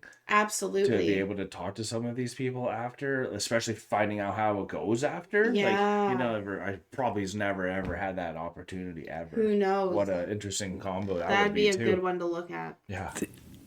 Actually, this morning at the hotel before I came here to meet you, guess who I got a text from? The prosecutor saying, and this is what he said. He goes, "I'm sorry I missed your book signing. I was in the hospital. Please save me an autographed book." Oh, wow. No, because you have some very interesting friendships. I mean, you're friends with a lot of the officers that arrested you. He wants to redeem. You're friends with the lead prosecutor on your case. Yep. You're friends with a lot of the forensic teams that probably process the crime scene. Yeah. That is It's such my a biggest unique supporter. case. yeah. Throughout all of this has been law enforcement. That's so cool. Well, they came to you. Yeah, from the very get-go. Starting with Howie Ryan. See, that's why I always say they go to them and confess. Yeah. Like, I stand that to my ground. It's always worked for me in my life as well, where if you just come and confess right away, that would have happened earlier. And he's even saying too, like, even if it was just confessing about needing to stop doing the drugs and going the hedonistic type of a way, like, you got to address it some way. But when you're crossed the line, that's why the cops are there. Yeah, absolutely. You know? Yeah. Actually, it started on my steps of my house when I was arrested. The guy who gave me that state police shirt, he was there. He told he was supposed to be getting off. He heard my name mentioned. And he told his sergeant, "I know that guy. He's a friend of mine. Let me go to the house in case this goes sideways. I want to be able to talk to Clark." And when I was arrested on my front steps, he came up to me and he said quietly, "Dude, don't say a word." And Yeah. then it went to Howie Ryan at the state police station. And then in the county jail, I thought because Dennis Pegg worked there, Yeah. because we heard the rumors Right. 30 plus years ago about him waiting outside taking inmates home. Nothing ever happened. I thought for sure he was protected. Yeah. And I thought for sure I'd get the beating of a lifetime in there. Right. And one by one, guards came into the suicide cell and said, I never worked with the guy. I'm hearing what an animal he was. Just hang in there. Wow. Keep your mouth shut. Don't talk to anybody. And that was like guy after guy after guy. crap, Tell me. eh? Wow. I mean, that's Keep your mouth so shut. Keep your mouth shut. rare. I mean, you usually see a lot of stories of, I guess, the blue wall of cops protecting cops. So That's this what I is, thought was going to happen. Yeah. Wow. So you walk into the courtroom to give your statement. What is that like? Oh, that was torturous. Like I can sit Yeah. here with you now and talk and people will comment on, a few other podcasts I've done, like, oh, I don't know how you can talk so easily about such trauma. Well, you want to see my first speech? Go, look at my courtroom speech on YouTube. It's Ooh, you can it's see horrific. it. It's I'm shrinking down, trying to make myself so small. I'm just wanting to hide. I can't get words out. I'm like stuttering. I'm breaking down, crying, sniveling. From the time that I was 8 years old until I was 12 years old, I was sexually assaulted and raped by Dennis Pegg.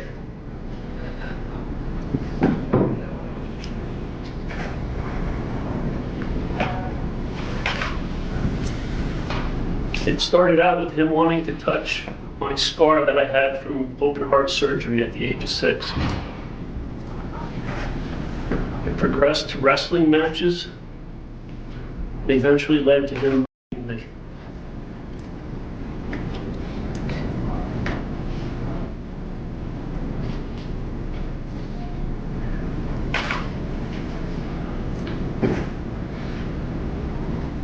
At the time, Dennis Pegg was a sheriff's officer, a scoutmaster of Troop Number 83 in Stillwater, and a close friend of our family. Dennis Pegg told me that he had sexual relations with a close family relative, and also my childhood friend, Jeff Hall. He described those relations in detail, and I believed him.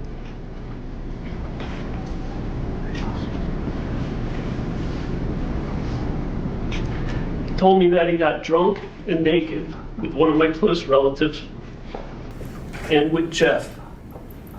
And he said he had taken pictures of them naked.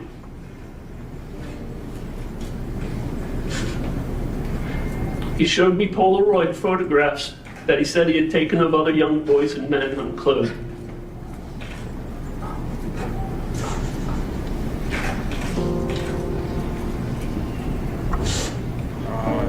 What a sick fuck.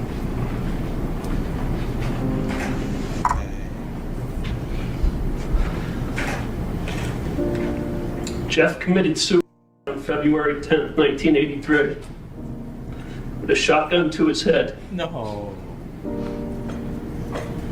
I was a junior in high school. Oh, that was so hard. My brother Jay and I ran to Jeff's house after his sister Brenda came to our house covered in blood, crying hysterically.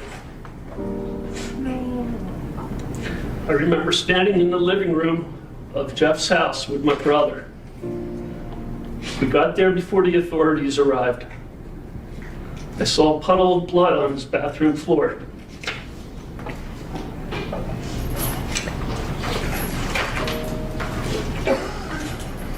Holy crap. I will always believe that Jeff killed himself as a result of Dennis Pegg's abuse. As an adult, I visited Jeff's grave at least twice a year. Every Christmas Eve, I went to visit him. Oh gosh. That was powerful.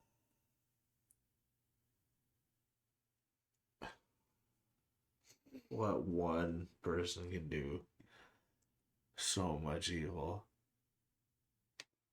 Such a ripple effect. It's not even like this. I'm just even thinking of the sister now who's just like blood on her after that. Oh my god, I don't even want to know what she saw. Like, what the heck? Man. I'm lost for words. Like, that's just. No, like, I mean, let's hear what he says. He's gonna give us some words to see what he feels. But that's how confronting your trauma goes early on. It's tough. It's tough the first couple conversations. People avoid it because they want to avoid that, but that's how you get past it. So I look at that courtroom video as a stepping stone to being able to sit here with you now and talk, fluently about it. But when you're on your way out of that courtroom, everybody starts clapping. Yeah, that was pretty amazing. Yeah, it wasn't. They weren't clapping for me murdering a pedophile. They were clapping for me confronting my trauma finally. And I actually got a standing ovation. What?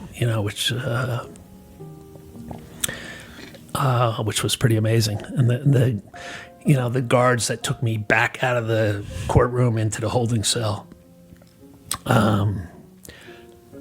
they said to me, "Wow, that was a first." And I'm like, "What's that?" And they're like, "Never have I seen somebody admit to murdering somebody and get a standing ovation for it." So I was like, "Ow!" And they're like, "That was some speech you gave. Good job." Did it make you feel less lonely when people were clapping?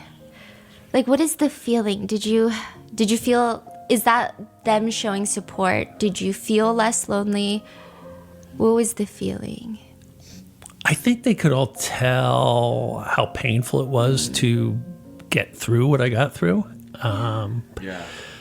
And when it comes to sentencing, I mean, it seems like the judge is in a kind of a tricky situation because it seems like there's a lot of debate about what's justice in your case of, okay, well, typically justice looks like X amount of years.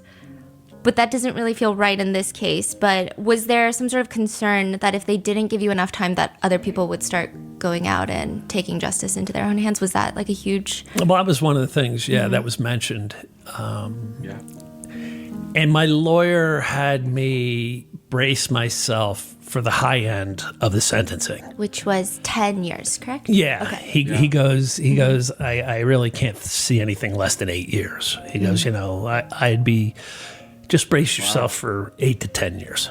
He had put in a motion to sentence me to 3 to 5 years. Because if you have never been arrested, even though I had all those run-ins with those 3-letter agencies, I was never arrested.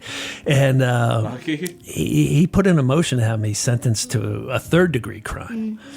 And I had enough time in where, had the judge gone with that, I would have been released.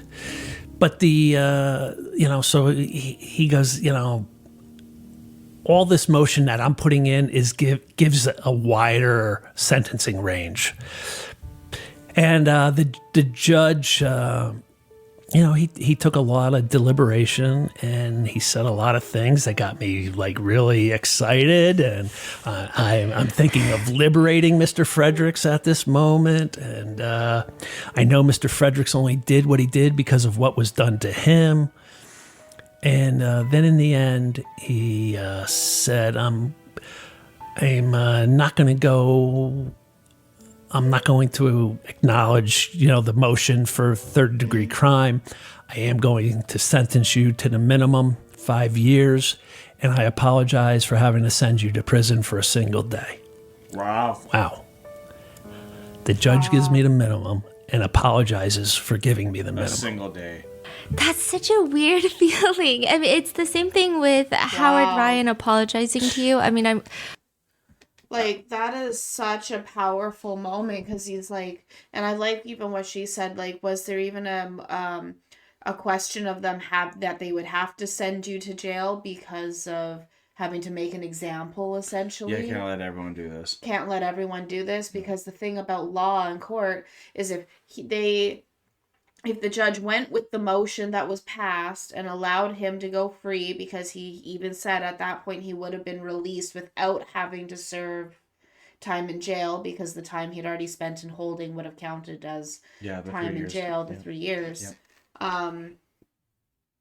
Then at a later date, somebody else could copycat his plea deal to try and get away with murder and Of different course. things like Yeah. that. So This like, is a special case, and that's why his such a speech special case. meant something, because this is almost like taking down a serial killer type of level, sexual predator. Like, this is like He was a you serial read about this. predator, for Exactly, sure. right? So, ugh.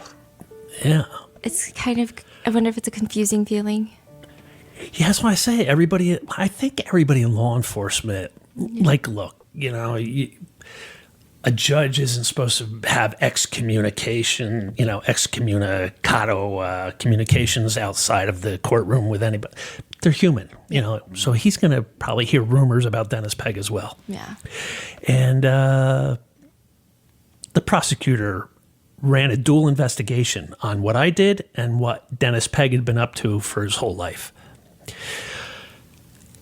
And it was obvious what Dennis was doing. Everybody knew. And it got uncovered. And, they don't want to justify what I did. No. They still wanted to punish me. And at the end of the day, I still had to do 5 years. It's no walk in the park. It's still 5 years. That's a long go. And, but I had like the perfect storm. I'm in a little small town, a little small county. Yeah, you did. With a monster who had a 45-year reign of terror, who everybody heard something eventually, except maybe Ernest Hemshot, who had his ears plugged. Everybody heard something about Dennis Pegg. And at the end of the day, I got the minimum. I don't think that's going to happen to anybody else. You're not going to get this type of perfect storm if you go do what I did. And that's why, and you do not want to try to heal from abuse in prison. Prison is hell. I am the rarity. I was able to do it. I was able to start my healing, getting locked up. But man, don't think you're going to follow my footsteps. Start healing now. Yeah, and exactly. instead of Don't go in there. following me to prison like I did. You don't want to do that. What was the first thing you did when you got out of prison? Yeah. Very first thing, my niece picked me up. I'm very close to my niece, Kim. And she insisted on picking me up. And we went right to a diner. What'd you order? Oh, my God. I had eggs, sausage, bacon, pancakes, everything. Fully loaded. Full But breakfast. do you not get, okay, what was like your prison, like what do you, what do you eat in prison? Sorry. This is what, in prison, Yeah. the food was tough. Oh, no. I ate 6 nights a week. I had 6 nights. ramen noodles and mackerel with hot sauce and honey. That's an interesting combination. And that was 6 nights a week. On Sunday nights, they gave you real chicken. They gave you a chicken leg. So I would eat the chicken. But the other 6 nights, I had ramen noodles and mackerel. Wow. So you go to a diner and you order you're done. everything. Yeah, yeah. And what everything from jail to prison is gluten. And I was in agony my whole 5 years, like doubled over, in pain, agonizing pain, because I had celiac. I didn't know it. And I lived on Maalox and Tums for 5 years. And so getting it out and just going to a diner and getting real food, Game changer there. that was great. But after you get out, what happens with your brother? Yeah, nobody wanted me. I needed a place to live. And Right. My lawyer didn't want me going to my mother's. My mother didn't want me coming to my mother's. My niece, my sister, nobody wanted me going to my mother's because my brother was there. He got divorced when I was locked up. He lost his business while I was locked up. He lost his 33-acre horse farm when I was locked up. And nobody wanted me to come home because he was in such bad shape. But it was either that or a homeless shelter. So I just said, let me just get out of here and we'll figure things out afterwards. So I went home with my brother and mother. You suspect that he was a victim of Dennis Pegg. He knows you were, but you guys never, even when you get out of prison, you don't talk about it. No. Oh my gosh. My brother didn't want to confront anything, didn't want to talk about anything. It's quite often the case, like members of family won't talk about what happened. And I thought when I was in prison, sitting in my prison cell, I would have these amazing conversations with my brother when I got out. And then when I got out, and He was just resistant. the shape he was in, the path he was on, it was Very sad. difficult. Do you think he felt guilty that he didn't protect you from his I'm sure that's part of it also. He said numerous times, I should have been the one that killed Dennis. He said that over and over to me. Yeah. When did you find him? It was 2 years ago this past February. Oh my god. He was spiraling. He had gotten sober for 9 months, but he was like a dry brush ready to catch fire. He wasn't doing anything spiritually, therapy-wise. I finally got him to go to the gym, start working out. So he eventually started drinking again. And even on his last day of life, I went to the gym and I said to the gym owner, was my brother in today? He goes, yeah. He goes, he wasn't feeling that swift, but he was here. I said, okay, that's a good sign. And I went home and his truck was in the driveway. And I went upstairs and there he was on the kitchen floor. And I thought he had killed himself. I thought he had shot himself, and I started screaming at him, how could you? And then I got closer, and then there was no gunshot wound. And I called 911, and I started CPR. And I did CPR until the ambulance got there. CPR is exhausting. Yeah, they do And 600 of them. It took every ounce of me to keep going until they arrived, and then they worked on him for an hour. But he was long gone by the time I found him. Do you think Dennis Pegg killed your brother? Yes. Yep. No hesitation.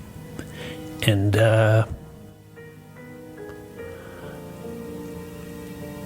there's been times where I wish I could resurrect Dennis after my brother's death. Oh, man. Why? Whoa, blood for blood. To do it all over again. Yeah.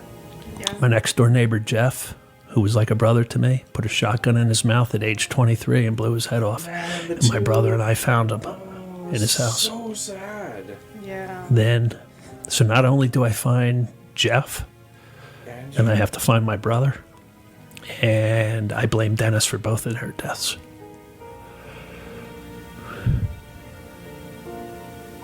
God, Clark. I do too. Yeah. So since prison, since you killed Dennis, you haven't... Wow. Have you drank? Have you done drugs? Have Nope. you- He hasn't. This past June, I celebrated 13 years sober. Wow. 13 years. Was it hard? The first 2 years were in jail. And therapists will tell you.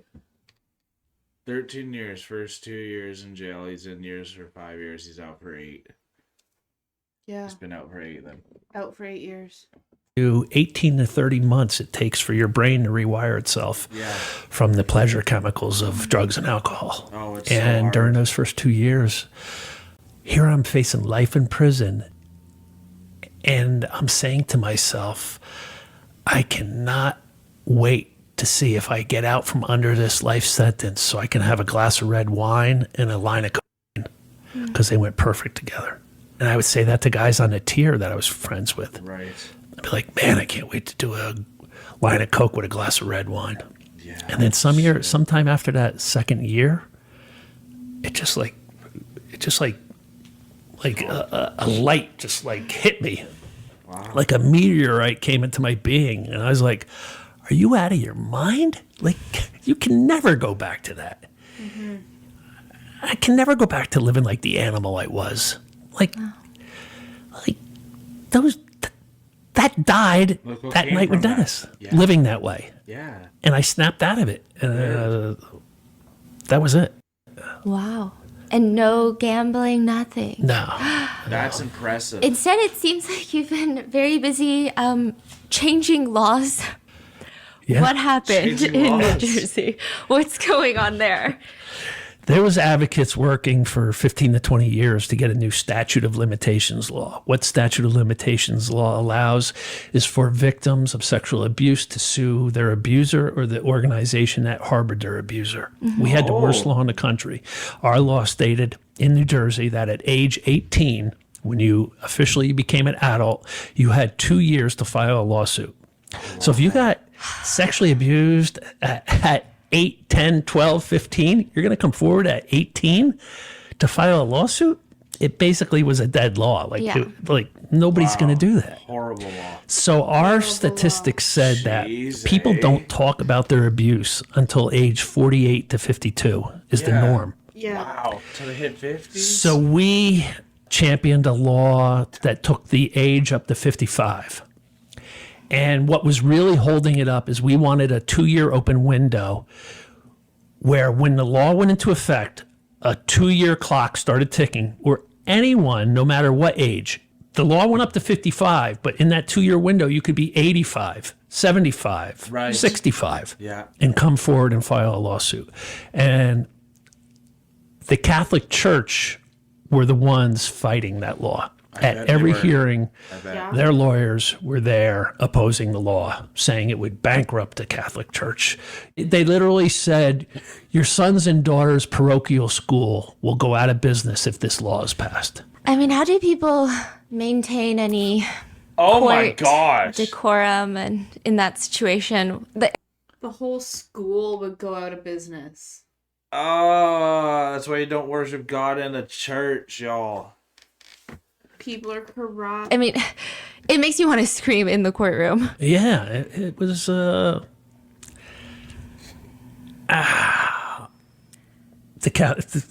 Catholic Church it really gets me wound up, and it's not to do with your faith. It's to do with the hierarchy and the way it's run, and what they've allowed, and they've harbored their priests to keep them from facing justice, and they're sending their lawyers to stop a law to help victims, and yet they come out and say we're all for victims. No, you're not.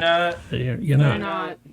And so you spearhead that. What is That's it in New Jersey impressive. now? The law, we got it passed finally, unanimously. Wow. I worked for 2 years as an advocate. goodness. I give a clap to that. I had a lawyer say, your story's so over the top, maybe you can use it to sway some of the senators that are holding up the law. Looks like And it. that's what we did. We started meeting with senators, and 2 years later, it went up for vote. And it passed unanimously. I bet. And we went from the worst law in the country to the strongest law. So, Wow. Wow. victims have up until age 55 to come forward. So it gives them plenty of time to heal. That's amazing. And that 2-year window did happen. It went into effect. And, it's something That's like if you incredible. told me That is incredible. back when I have a mob hit on me, that I'm going to work as an advocate and change laws, I'd be like, really? Yeah, you think so? I think Praise you're God. delusional, Steph. But that's exactly what happened. And myself and every other advocate that worked on that law can go to their grave, knowing we accomplished something great. That's Have you- incredible. That is incredible. I like- always think it only takes one person to really make a change who is that committed to the truth. Yeah. And as long as you're trying to serve it for that way and to like have some reason in here, you can change laws. That's what's Absolutely. amazing about humans, and what like you need to know for yourselves is like when these injustices are happening, you have the ability with, luckily in a lot of places, maybe not everywhere, but we do still have that free speech where you can go and talk and convince them to change laws and all that, especially when you see Absolutely. that stuff. So it's incredible to see everything that really happened. And clearly they've always been someone on his team, but the judge and the police are like, those are different things. So just to think how much things have woven in to make his story so rich and not turn into a necessarily a comedy from a tragedy, but there's a lot of good stuff that have come out of what he's gone through, right? So Absolutely. and it's so cool to know he's trying to talk to people like our age, like even our son Avery at 15, to just know these, like when you're going through these torments and all that, to think about what he went through and turn the other cheek, y'all, and then bring it to the right person. He's still an advocate. He's become a role model. He's become a mentor. He's become all of 100%. these things because he put his mouth where his Money where heart his mouth where his was. money where his mouth was, but he put his mouth where his heart was, you know, like Very true, yeah. right, because he really is like, no, this is a passion project of mine that I want to take care of now. Yeah, I'm glad it worked for him. Can go to their grave, like knowing we accomplished something great. Have you been to Dennis Pegg's grave? No, Okay. no. I know a couple that's- people who reached out to me and sent me private messages on Facebook saying they visited it. Oh, we had half a mind to go and spit on it. They did something a little worse to it. Oh my god!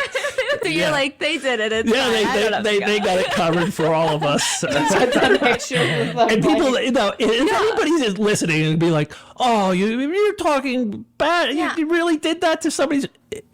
The guy was a monster. He wasn't a human. I've said that over. I can't stress enough. Straight monster. yeah. A literal devil. The devil. This is what more could you Absolutely. What more do you want? stereotype the devil as than what this guy was? Yeah. Yeah, There's taking away no- innocence. Salvation for someone like that. Nope. Because he was not repentant. No. You guys know that we have been huge fans of Beautiful, y'all. And we're getting to the last quarter of this. This has been phenomenal. Thank you guys for all your patience, for waiting for part 2 of this incredible interview. Stephanie, again, has just been But I missed. doing incredible. If there's been there anything with that. else, any other interviews like this that you guys want to see us like jump into, please let us know how we should move forward and all that, because now that we're back to this, I think you would want to do some more Rotten Mango just because Absolutely. of what it like evokes and all that too. I didn't mean to go too far to how far did I go? 1 second. There you go. Good job, honey. You did something interesting in prison.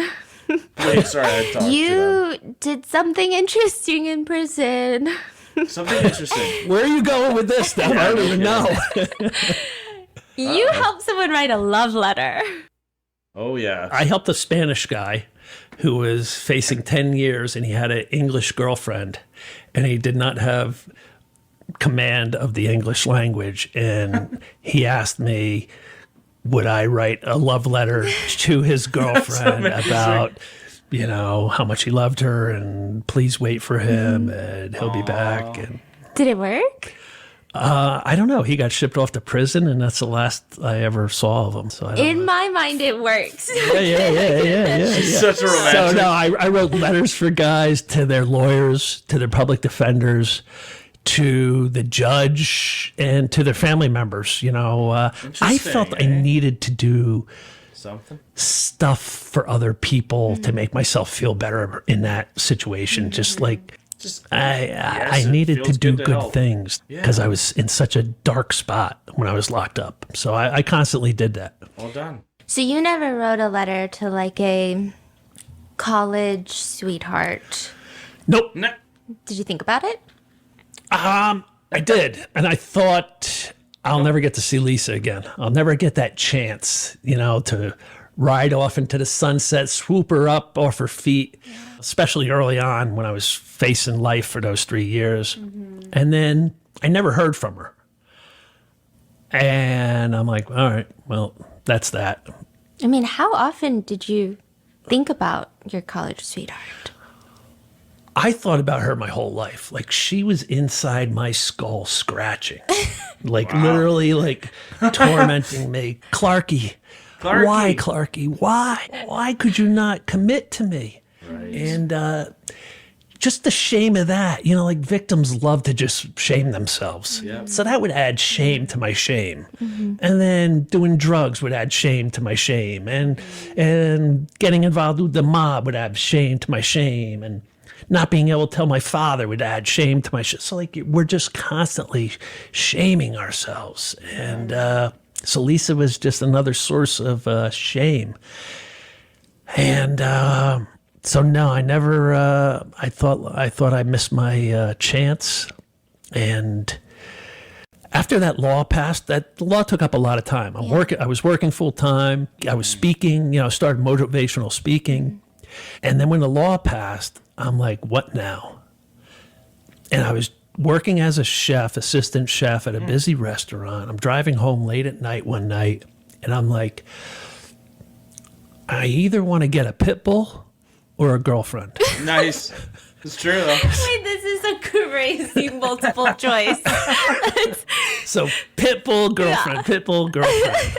And I'm like, it's not fair to any girl I get involved with if I'm still thinking about Lisa. So you never stopped thinking about Lisa? I never did. Aww. And I'm like, to get into a new relationship, to get into any relationship, I've got to confront Lisa. Wow. I found her on Facebook. Oh. And I drafted up a long Facebook message. Ooh, and I deleted it. And I drafted up another message. And my thumb hung over the send button. And I debated, is it better to keep the fantasy?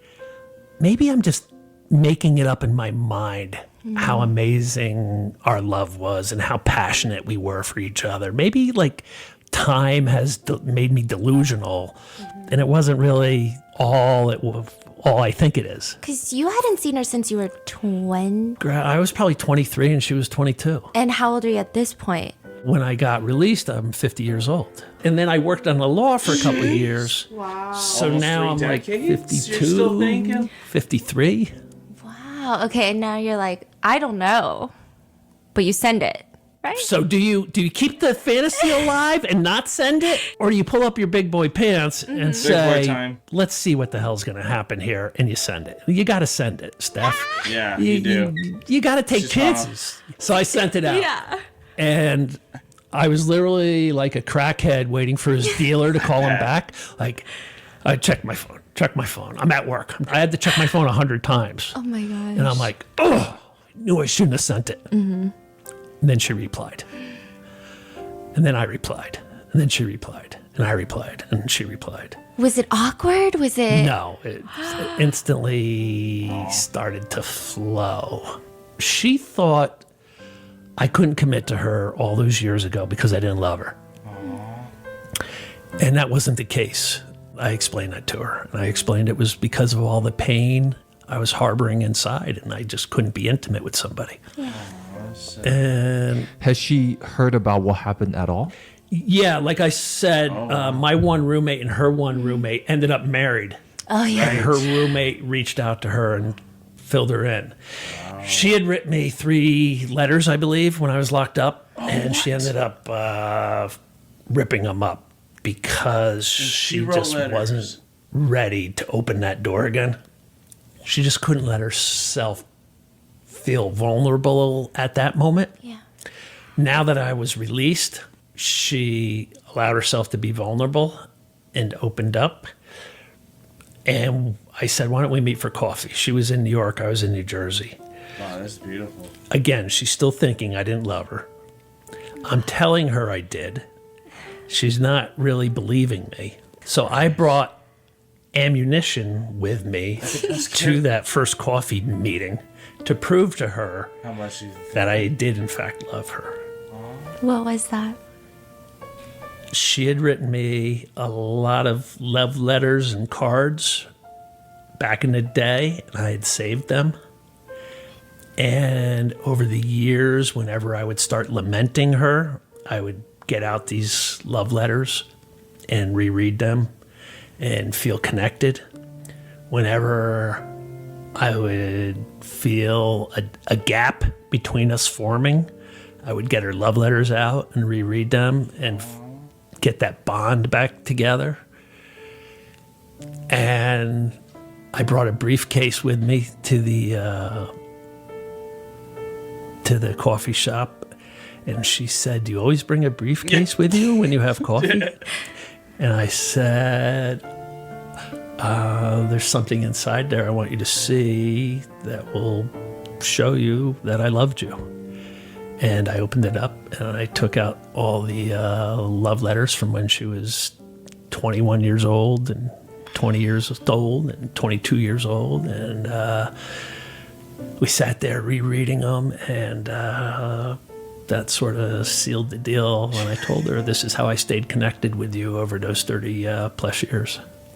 And you didn't really talk to her during those 30 years. No, You there was just read not these- one word. Nothing between us. You just read these letters. Yeah. Wow. And stayed power connected that way with her. in the word. Wow. And it does keep Did you it connected. feel That's weird? incredible. Oh my god. I'm My heart. I'm such a romantic, and like we have letters that we get to read in March Yes. of our love, and like because we love doing like the cheesy stuff and all that too, and like this is just like it's a movie, it's a book, like his life. We knew there was going to be a little sprinkle of romance in this too, so it was nice that was at the end after we kind of had some of the heavier hitting stuff now. And now she wants to hear some of the romance, but like how well he storytells and his genuine love for Lisa. It's just like it's oozing. It's oozing. It's can feel it. fantastic. Like, man. Weird? I mean, I'm sure you guys look different from when you're 20. Or did it feel like nothing changed? She kept saying to me, we've led two totally different lives. We're two totally different people. You know, we're not the same we were back then. Yeah. And I'm like, yeah. So just let's go have a coffee. And Screw that. by the end of that coffee, It's all there. it was back on. Wow. So Okay, so amazing. you have a few letters. You're saying some of them are too risque for us to read out loud, right? I don't want to embarrass but there's one. Lisa, but I think this one from July of 1989. Can you believe that? 89. Wait. 1989. 3 years older than me. Should we bring out the author of this letter? Yeah, come on, Lisa. Come here, author. Lisa. She's here. So they are probably married now? I would assume so. So maybe you're right.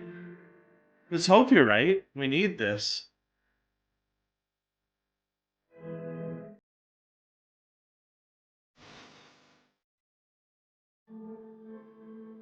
John 25. Oh, look at that. First of all, you look phenomenal. I read about their love story in the book. And I'm the #1 fan. I call you guys Lark, which is the ship name, which is when you find Lisa and Clark. Hello, Lisa. Okay, Hello, I Stephanie. mean, you have to tell me, what was it like seeing him at that coffee shop and the briefcase? What did you think was in the briefcase? Yeah. I didn't know it was in the briefcase. I mean, first of all, seeing him after like 3 decades, It was unbelievable. The 2 weeks that we were in communication with each other, we were kind of getting to know each other again, but we always would banter back and forth and tease each other, and we always had a very playful relationship. Yeah. So it was kind of, we got back into that rhythm. Yeah. We actually didn't have a phone conversation until we saw each other. So it was kind of like we hadn't spoken on the phone yet. That's the best. And we met Always raw in person. for coffee. And I was so nervous. I remember I was like, okay, How you I don't doing, want to honey? seem You too nervous? anxious or too interested or whatever. I didn't know what was going to happen. He had led this crazy life. Sorry, I've got like hair and tears and everything all over my face. This is I really like this part too. It has everything in it as well, and like when you look at the thumbnail, you almost sometimes would think it was only gonna be kind of on the happier side, and I wasn't expecting to have so many tissue moments So many again. heartfelt moments. Like wow, it's just incredible. So cool that we get to see Lisa and get to see her spark. Yeah. Interested or whatever. I didn't know what was going to happen. He had led this crazy life. So there was a part of me that was a little nervous. Like, who is this person? Is he the same person I remember from college years? But I just felt this burning desire to explore it and to see him. And I was so impressed with what he was doing with his life. Yeah, no kidding. From where he was and where he is now, that day when we were meeting, and all the good things he was doing, helping to change the statute of limitations law in New Jersey, being an advocate, speaking out, No kidding. getting other people to speak out. I was truly inspired by him. So I said, I have to at least meet him for coffee. Even if we just have a friendship, like I just felt like this was something I just needed to do at this point in my life. Yeah. Did you think about him as often as he thought about you? Probably not. Sorry. I was so busy living my life, you know. I was growing a business. I had children. I was married to somebody else for 20 years.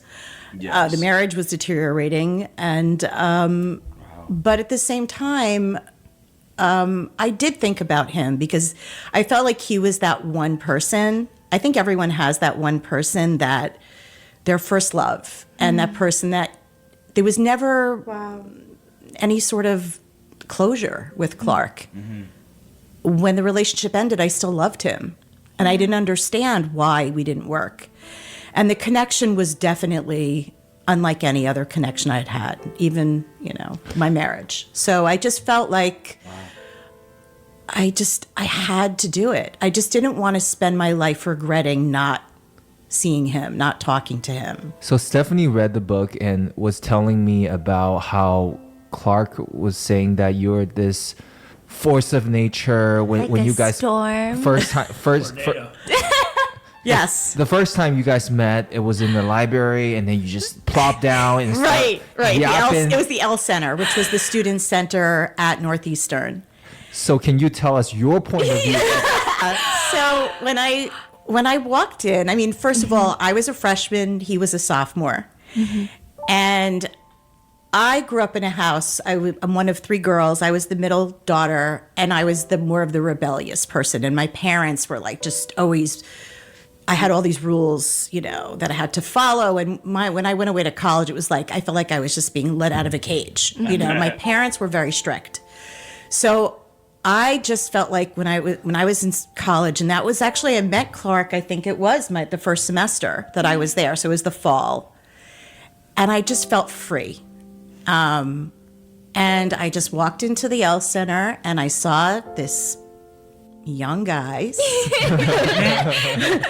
sitting, and he looked so lonely because he was sitting at there was like a round table and 4 chairs, and he was like alone, except he was in one chair and there were 3 empty chairs. And I was like, all right, maybe I'll just sit down and say hello. And I just did. And he looked at me, and his blue eyes just captivated me immediately. But he was really quiet. And I was like, blah, blah, blah, blah, blah, blah, blah, just talking all about myself. And I don't think he really knew what to say, and I don't know if he'd ever met anyone quite like me. So, from his little town of Stillwater. So, yeah, I just kind of talked, and then I finally paused and said, "And do you ever talk?" And he did. This is so funny. He's like, "Hi." In his book, he writes that he was just trying to focus on schoolwork, and Yeah. he says like, no, he looked lonely, so I needed to. I felt like I needed to just talk to him, and yeah.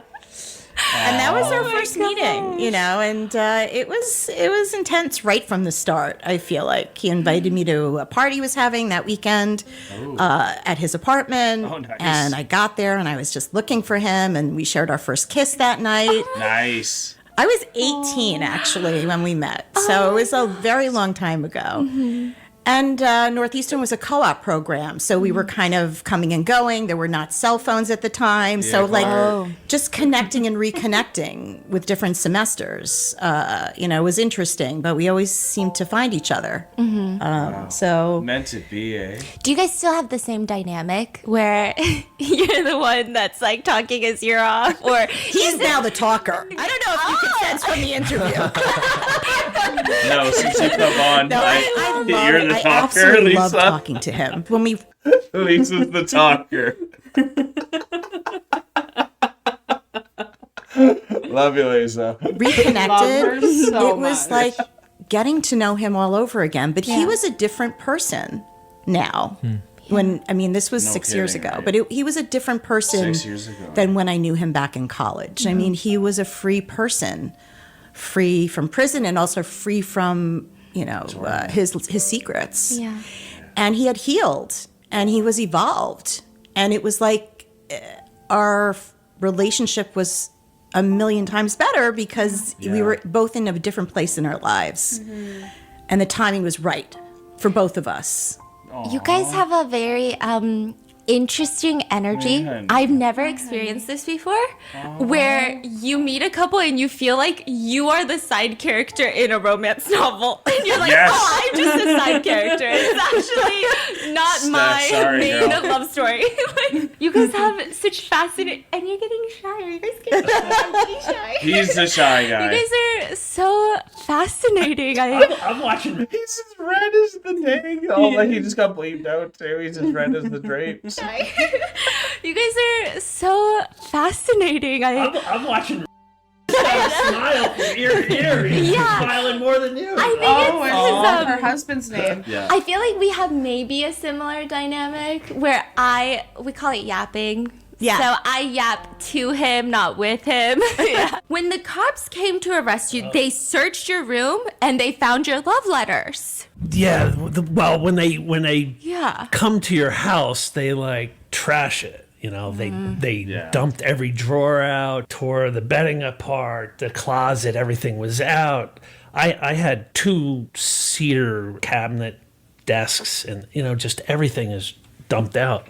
And my mother went to like try to put everything back together in this room, and she came across letters addressed from Lisa and saw the postmark from 1989, 1990, 1991, and she said, "What has Clark held on to these for so long? These have to be as valuable as gold to him. So I got to put these in a safe place." So my mother went through my mess, scooped up my love letters, and held them for me until I got released. And then she's like, "I found these straightening out your room. Why have you kept all these letters?" And I'm like, "That's how I stayed connected with Lisa, Mom, over the years." Do you think your mom knew all along? Yeah, I would tell my mom. I would cry to my mom. Not every year, or maybe it would, like Maybe it was. maybe every year. after the mob threatening. It's okay, Clark. You're allowed. You got her. She ain't got her. leaving. I hope not. No, I'm joking. Don't get too She's desperate not. now. In my life, and having the FBI come say there's a hit put on you. Maybe I sat with my mom then and said, like, man, I've really allowed life to get away from me. I wish I had never lost Lisa, and cried with her over that. But her and I had talks over the years about Lisa. When Lisa would come and visit, she would get up early and go sit on my parents' bed as they're both still in bed, my father and mother, and have these long talks as they're still lying in bed. And they just loved her. Wait, could you read us a snippet of the letter you wrote him? Sure. Have you read this since? Oh when my was the gosh. last So time? when he first showed me the letters and I started to read them in the coffee shop, Oh my goodness. I started hysterically laughing because reading a letter that you wrote 30 years ago, at that point in your life where you're just all hormones, you're like 18, 19, just discovering love. So this letter she got for me, it says, "For yesterday's memories, today's love, and tomorrow's dreams, I love you." Do we know what parts you can read? So, yeah. Oh, boy. So this was written July 16th, 1989. Oh my god. Yeah. And yeah, I mean, when he had these letters, I realized that this is true. No kidding. You just never could believe someone would be thinking about you for 30 years. But when they take your nuts. letters out of a briefcase and show them to you, you're like, they really were thinking about me all this time. Like, no one holds on to letters for 30 years unless really that person really meant something incredibly deep to them. So it made it real for me, seeing the letters. So, all right, here we go. Yeah. Dearest Clark, Dearest. we've shared so many memories together, both good and not so good ones. I like to remember the good ones because they're the ones that stick out in my mind. The time that we drank wine at Ed Burke's was an early memory, but one that for some reason always sticks out in my mind. The next sentence we'll skip. Oh, come on. I don't want to know what happened at Ed Burke's. I think knowing that you would go to all lengths to satisfy me really intrigued me. All right, that's Now as he's risque the as we're same getting. color as the curtain. I often think about the quiet times we've spent together, just staring into each other's eyes across a dinner table when we were out, or when we were in bed together holding each other. I see something so caring and wonderful about the way you look at me that somehow makes me shake. During times like that, nothing needs to be said because I know what you're saying to me with your eyes. Those romantic times were great, but the wild and crazy times were great as well. Skip the next sentence. Oh my gosh. Where am I up to? All. You guys are getting lost in the non-sentences. All of these times that we've shared have become cherished thoughts that are embedded in my head and my heart. I don't exactly know at what point I actually fell in love with you. I just know that at this point, each day I spend without you is a torment. Every time I get off the phone with you, I feel alone again. I get through each day with the thought that one day soon we will be together and I won't have to ever feel lonely again. Those are my dreams for our tomorrow. I miss you so much right now that I hurt. I need you, Lisa. Wow. So, yeah, that's so amazing. imagine reading that letter 30 years later and feeling so all those beautiful. emotions that you felt. I love romance. It was incredible, and it's still incredible. It's still And you incredible. get those letters in pristine condition. In their envelopes. Look at them in the envelope. But this is how we communicated, because we didn't have cell phones. So I wrote him lots of letters, That's amazing. and he kept them all. So what do you guys do now for fun together? Take What we really cherish is Yeah. Sundays and Monday mornings we have together to have coffee. it's our time together, We and just love having coffee together. we just like to explore different places to walk, and we take our walks and we cook together, which we love to do. Clark's an incredible cook. We like listening to podcasts. Including yours. Watching movies, yes, yes. Do you watch all of his podcasts? I do, and I try to give him constructive criticism. I think his platform is so important. No, And I want him to grow, and I think he's doing such meaningful work. Yeah. And he continues to inspire me. Ever since we reconnected, I tell him he's a constant source of inspiration for me. Yeah. Lisa made the comment one time. It doesn't matter what we do as long as we're together. Yeah. So the day before we flew down to do your show, my mother was in the hospital. So we had to go pick her up from the hospital. It took a while, to get her discharged. Drove her home, got her home, and the same thing we just took her from the hospital for happened again. And we had to turn around and drive her back to the hospital. Oh, wow. And we met my sister there, and we were there a while. And so it was a really long day. And then eventually we had to leave my mother there. And driving home that night, I said to her, I go, you made the comment one time, it doesn't matter what we're doing as long as we're together. So I hope that holds true for today as well. And she's like, of course it does. Yeah, we're So a team for sure. And I think that's when you know you're with the right person. Because it doesn't feel like a chore to do that. You just want to be there for them. But is your mother okay? she's home now. Yeah. She's got some medical wasn't ready issues we got to get straightened out, but she's home right now. And Clark and his sister are such a great team. Like they come together and they take turns and help. And she's 96, his mom. So, yeah. August 31st, she'll be 96. Yeah, she's turning 96 this month. Happy early birthday. Oh my. Yeah. Is she happy that you two are back Oh my together? gosh. She's one of my biggest fans. She calls me Lisa, my love, just like Clark. Oh my goodness. I'm so happy you're back in Clark's life. I Yeah. always knew that you were the one. You were so special. She said, I'm just so happy that you're here. I feel like moms know. Yeah. Yeah. Stop. Okay. Stop. Lisa, we need a podcast episode on Clark's podcast review, which I'm going to link in the description along with his book. And I would be obsessed if you guys filmed TikToks together. I don't know. I just want to know more about your life. I'm obsessed to the point where I genuinely Actually, feel no. like I'm a side character in a rom-com at this point. Like, you guys have some intense chemistry. I can only imagine those letters. Yes. Oh, Can I ask a final question? Yes. Clark, I know you commented that there are seasons to life. Yes. What would you say what season you're in right now? I would say, and I tell people this because there's so many times I thought of giving up, but I always retained a little glimmer of hope. And, so there's like cold, dark winters where nothing's going right in your life. You got the FBI telling you there's a hit. You've just committed murder. You're a drug addict. You're in prison.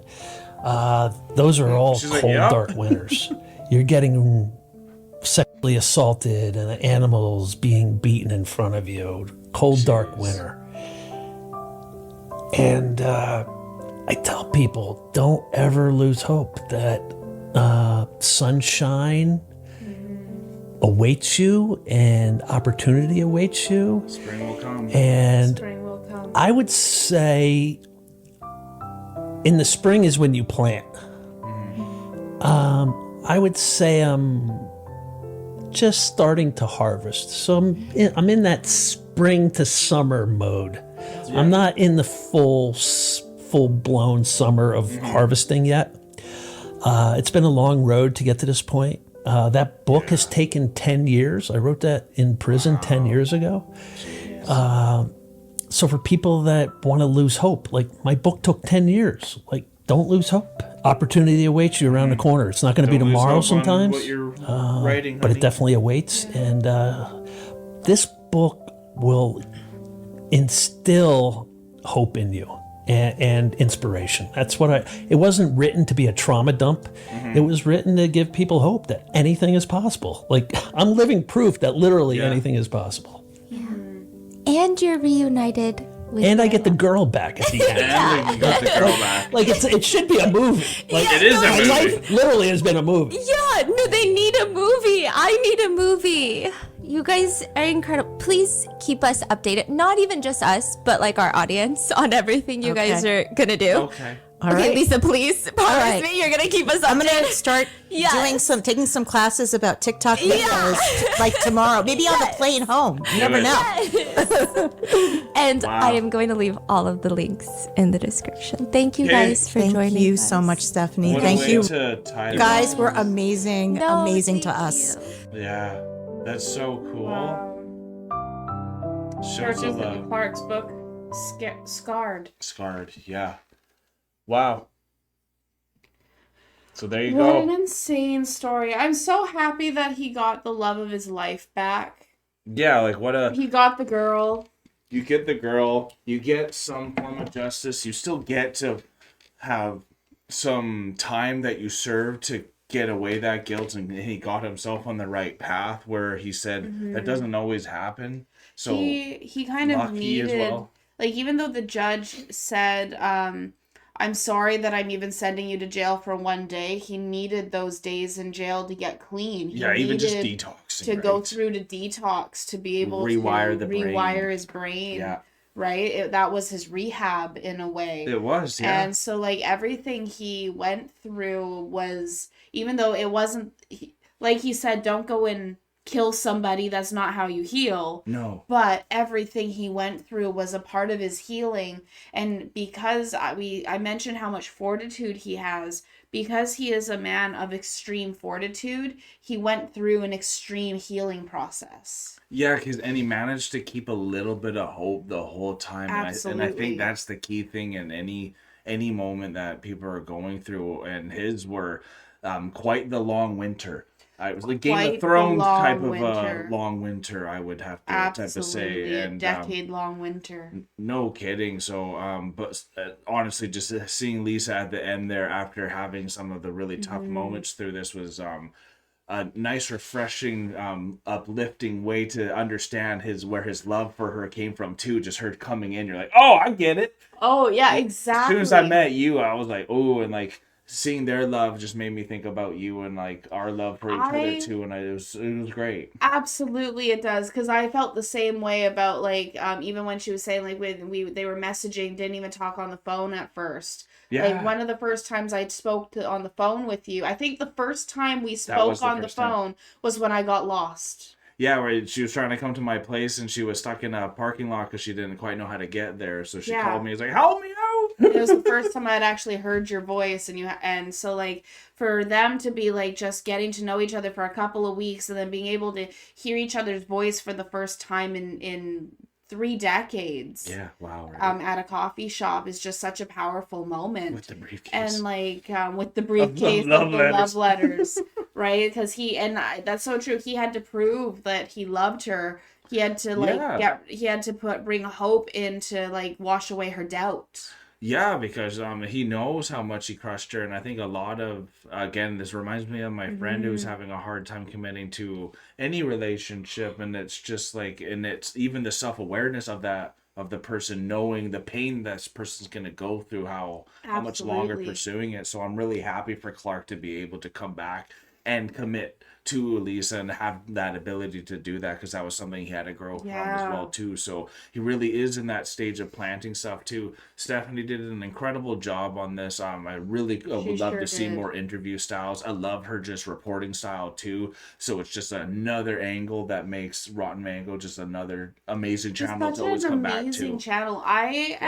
have a whole new level of respect for Rotten Mango and everything that she puts forward, because she does such an amazing job. She really goes in 150% on everything that she's doing. Oh my god, those notes. Right? Like, did you see I the love it. notes, the tabs, the annotations, That's the how I wanna highlights? do it. Like, Yeah. it's insane. It's beautifully done. Yeah. And like she treats like the situation with such a respect. Perfect amount. And it's a perfect amount And of still plays respect. a bit too. She still has the authority to keep everything set in a good way, Yeah. while still being able to be playful enough to like let it flow and let it ride when it I needed to agree. be, Yeah. and ask those questions that haven't been asked before. Yeah, and I think that question that was so incredible for the dynamic of the conversation was like, did you wish it was your dad or you, and like Yeah. the consequences of that, even thinking about how now the brother was like wishing it was him who got to do it, and not even thinking that might have been a triggering point for his brother too. Absolutely. Just like what an insightful psychological breakdown of what happens when something of this magnitude went down. But it's so unique itself too. That's why he's saying like you can't replicate this case, and I think that's why it made it so special.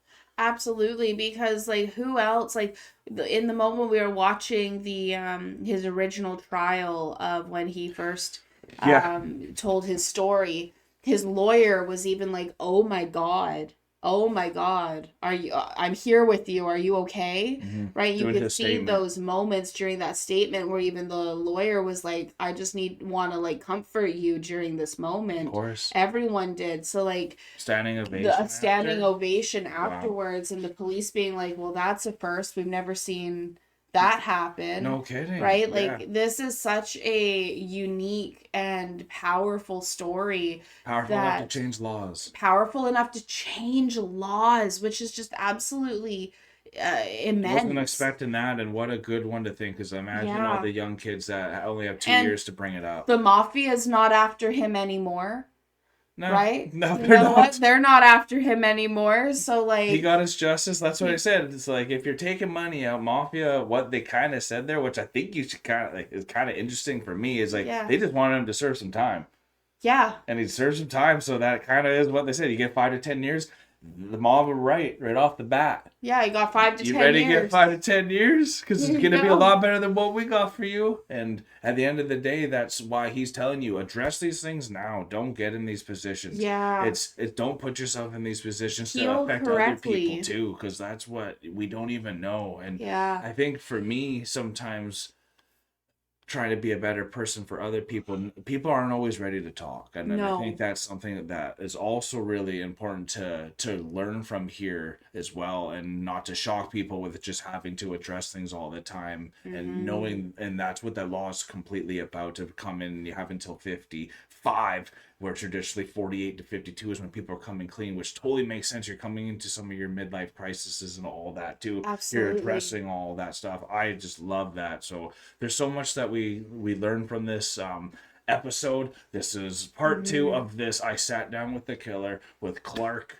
What an incredible, you can get his book as well, called Scarred as well, if you want to support him. I'd love to go check out his podcast as well. Absolutely. Maybe go see his full statement, because that was really impactful as well. Please let us know if you want us to do any of that in the comments below. Let us know if you had a good time by hitting the like and hype button on your way out. If you want to see more Rotten Mango come down the rabbit hole, please hit that subscribe button, notification bell, so we know to continue on with this. But thank you guys so much for your time, because we very much appreciate it. But we are now acing the rabbit hole, folks. Thank you so much, everyone, for being here with us, and thank you for your patience as we waited for episode 2 to come out, or part 2, I should say, of this amazing video. This has been really such a emotional, heart-wrenching, jaw-dropping, happy ending, like just romantic, tragic comedy that we've really got to experience with this, and I've loved every single moment of it. I can't wait to see what else we have coming down the rabbit hole, and I can't wait to see it all with all of you. So thank you again, everyone, for being here with us. Peace and love, everyone. God bless y'all. Take care, and bye for now.